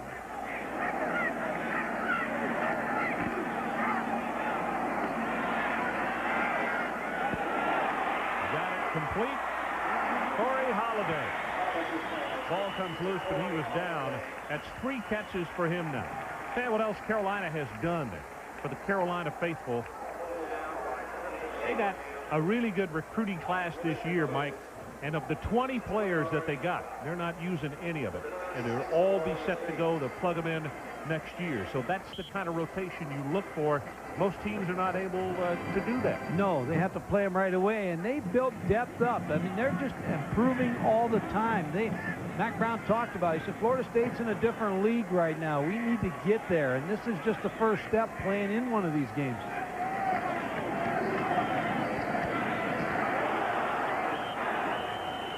Boy, what a hit. Derek Brooks is back in the neighborhood. Wow. He runs the neighborhood. I'm telling you, bring your best toys when you come to play. Well, he's going to break the toys, I'll tell you. There, Derek Brooks on the blitz. Mike Thomas just never had a chance. And he explodes, and Mickey Andrews talked about that he has great vision. You talk about vision for a running back and a quarterback. He said he has great vision as a linebacker, sees everything. Sometimes doesn't do it always by the book, but has so much ability that he can take some chances.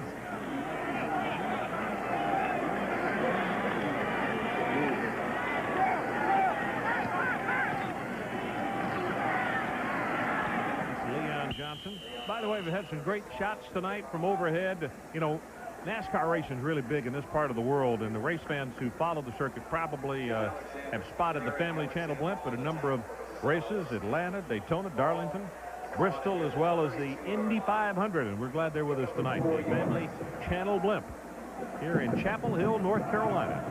You mentioned the car racing. Is there any chance Jerry Punch is in that balloon up there? No. The doctor? I don't think so. The doctor. That was going to be batted down at the line of scrimmage. Derek Alexander. He's just gotten better as the ball game has gone on. 6'5", 260. He's only a sophomore.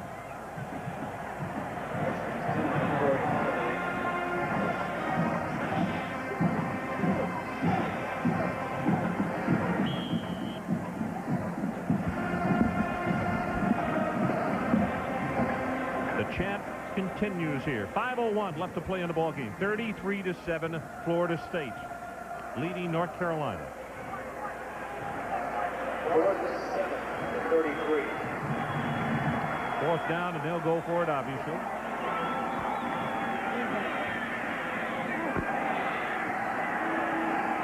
The pass is complete in the left flat. And now here comes a late flag into the pile. Leon Johnson did not pick up the first down. Clifton Abraham made the hit.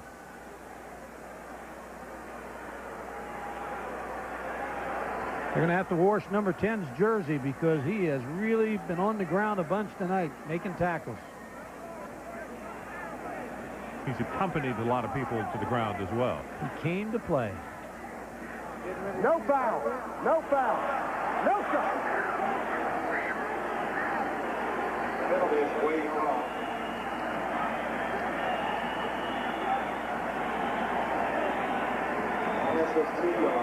So let's take a break. 4:52 left in the ball game. It's all Seminoles. First is 10, 36. Drive a whole car and pay for only half. You can during Wayne Blackwood Ford Lincoln Mercury's factory authorized clearance. The 94s are coming. 93s must go, regardless of cost or loss to us. 93 Rangers, not $10,000. You pay $54.05. That's $149 a month. 93 Tauruses, not $15,000. Pay $78.28. That's $199 a month. Drive a whole new car and pay for only half. Right now during Wayne Blackwood's factory authorized clearance. Don't miss it. For over a year, my husband would hold me down and choke me until I passed out. Most people ask me why I didn't just get out. But most battered women will tell you it isn't that easy. Julie got help from a women's crisis center. They got help from United Way. All because United Way got help from you. Thank you for saving my family and my life. United Way. Helping where help is needed most. My Thompson, and I love watching Pac-10 football on ABC. But my husband went to school in the South, and I know how much he misses those classic SEC battles that he used to see down there. I wish I could give him a choice. This week's lineup features the Notre Dame Fighting Irish against Purdue. Only available on pay-per-view in most of the country. For more information or to order, call your local cable operator today.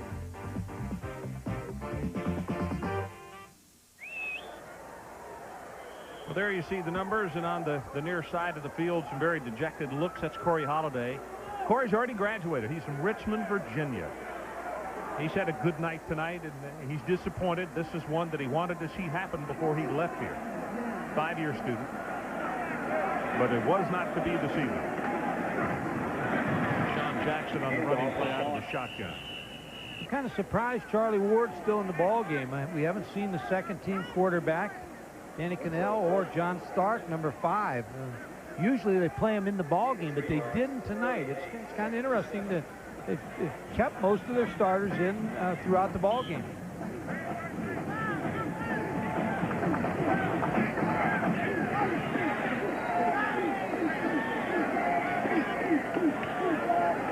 Howard Snellenberger with a big win over Arizona State. Jackson to the outside, and he will pick up the first down. Let's see what the Seminoles have remaining.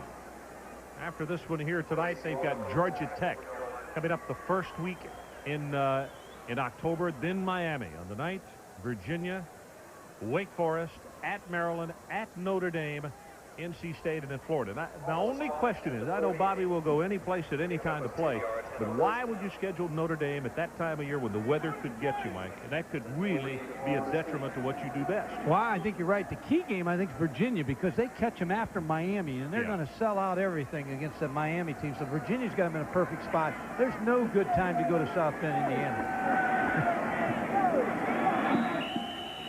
That'll be another game of the century.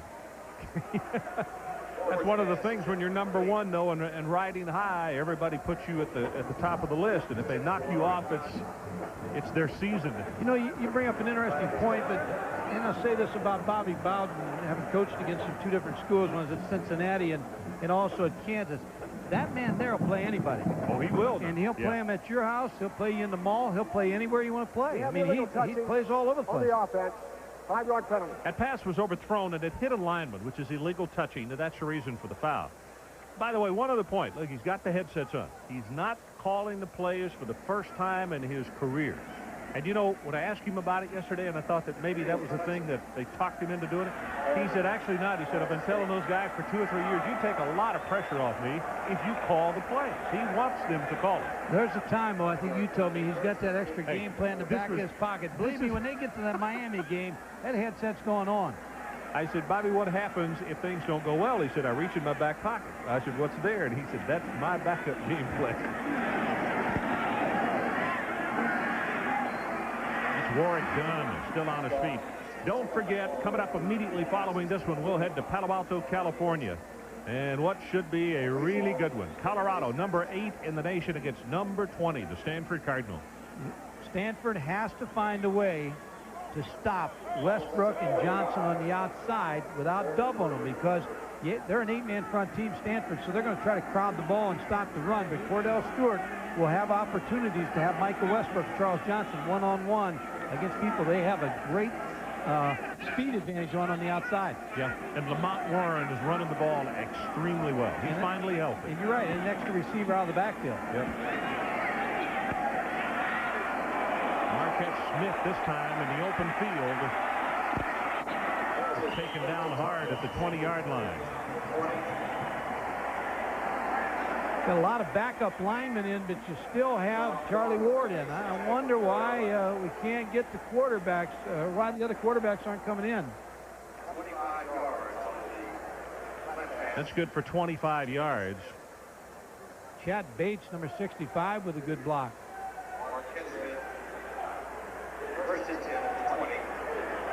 Sean Boyd finally put a stopper on him. That was good for 25. And hit in the backfield, Warwick Dunn. Going to be stopped for a loss, and it's big Marcus Jones, a sophomore from Jacksonville, North Carolina. He's a comic book freak. He always goes, he buys all the comic books he can find. Ask him who his favorite comic book character was, and he said Wolverine. I don't even know who Wolverine is. You know? Michigan, you bet. I know. No, they're not a comic book, though. Oh. Somebody will tell me someday who Wolverine is.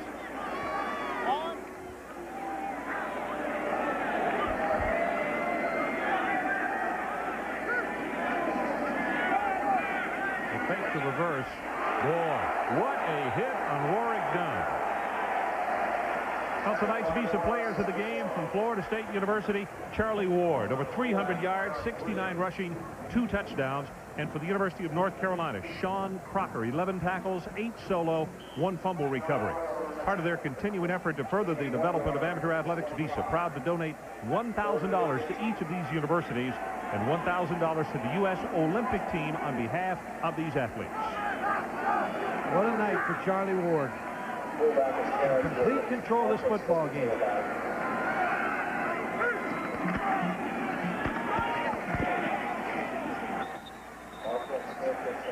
About to go under 1 minute left in this one.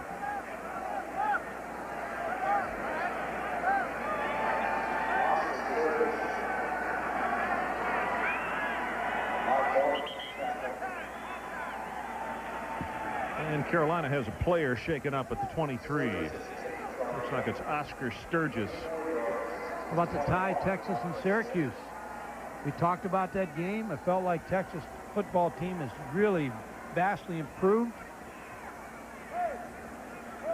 So let's take a break. 61 seconds left in this one. We'll be right back to Chapel Hill. In New Britain, Connecticut, people don't need a Wall Street genius to tell them where to put their money. After all, New Britain is the home of Stanley. And even a modest investment in Stanley tools, painting equipment, doors, and hardware can pay handsome dividends down the road. So before you sink a nickel in municipal bonds or soybean futures, how about a new Stanley garage door?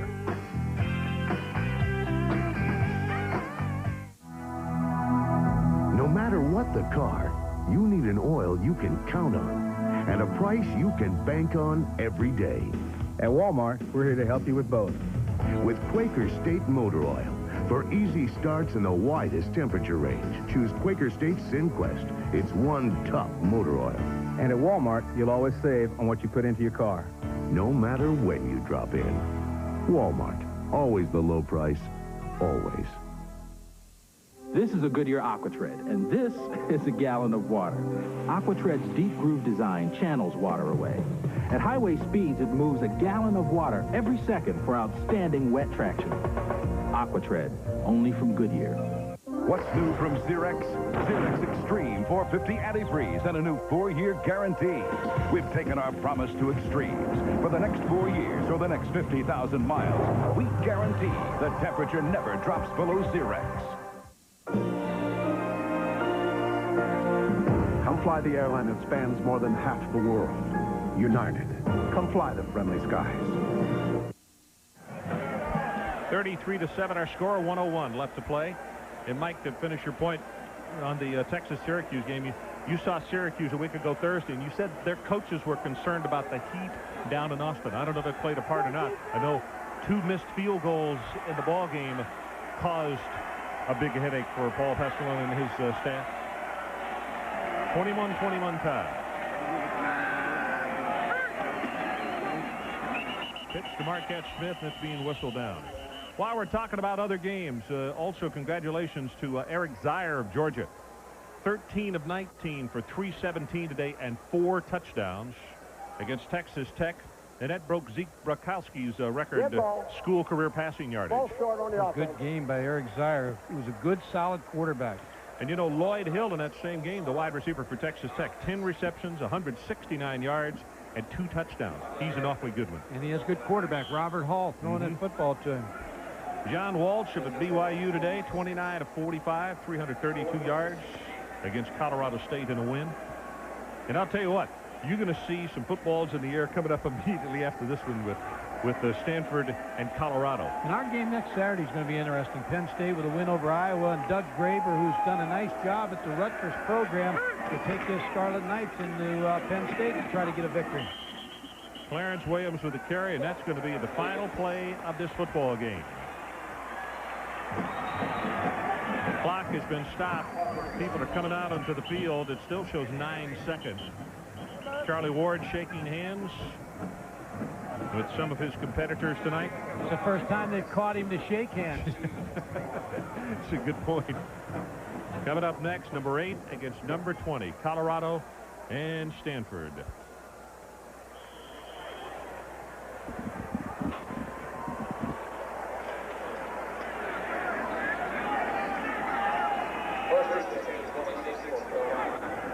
So quite a night for Charlie Ward. And I don't think there's much doubt that his Florida State Seminoles are the #1 team in the land right now.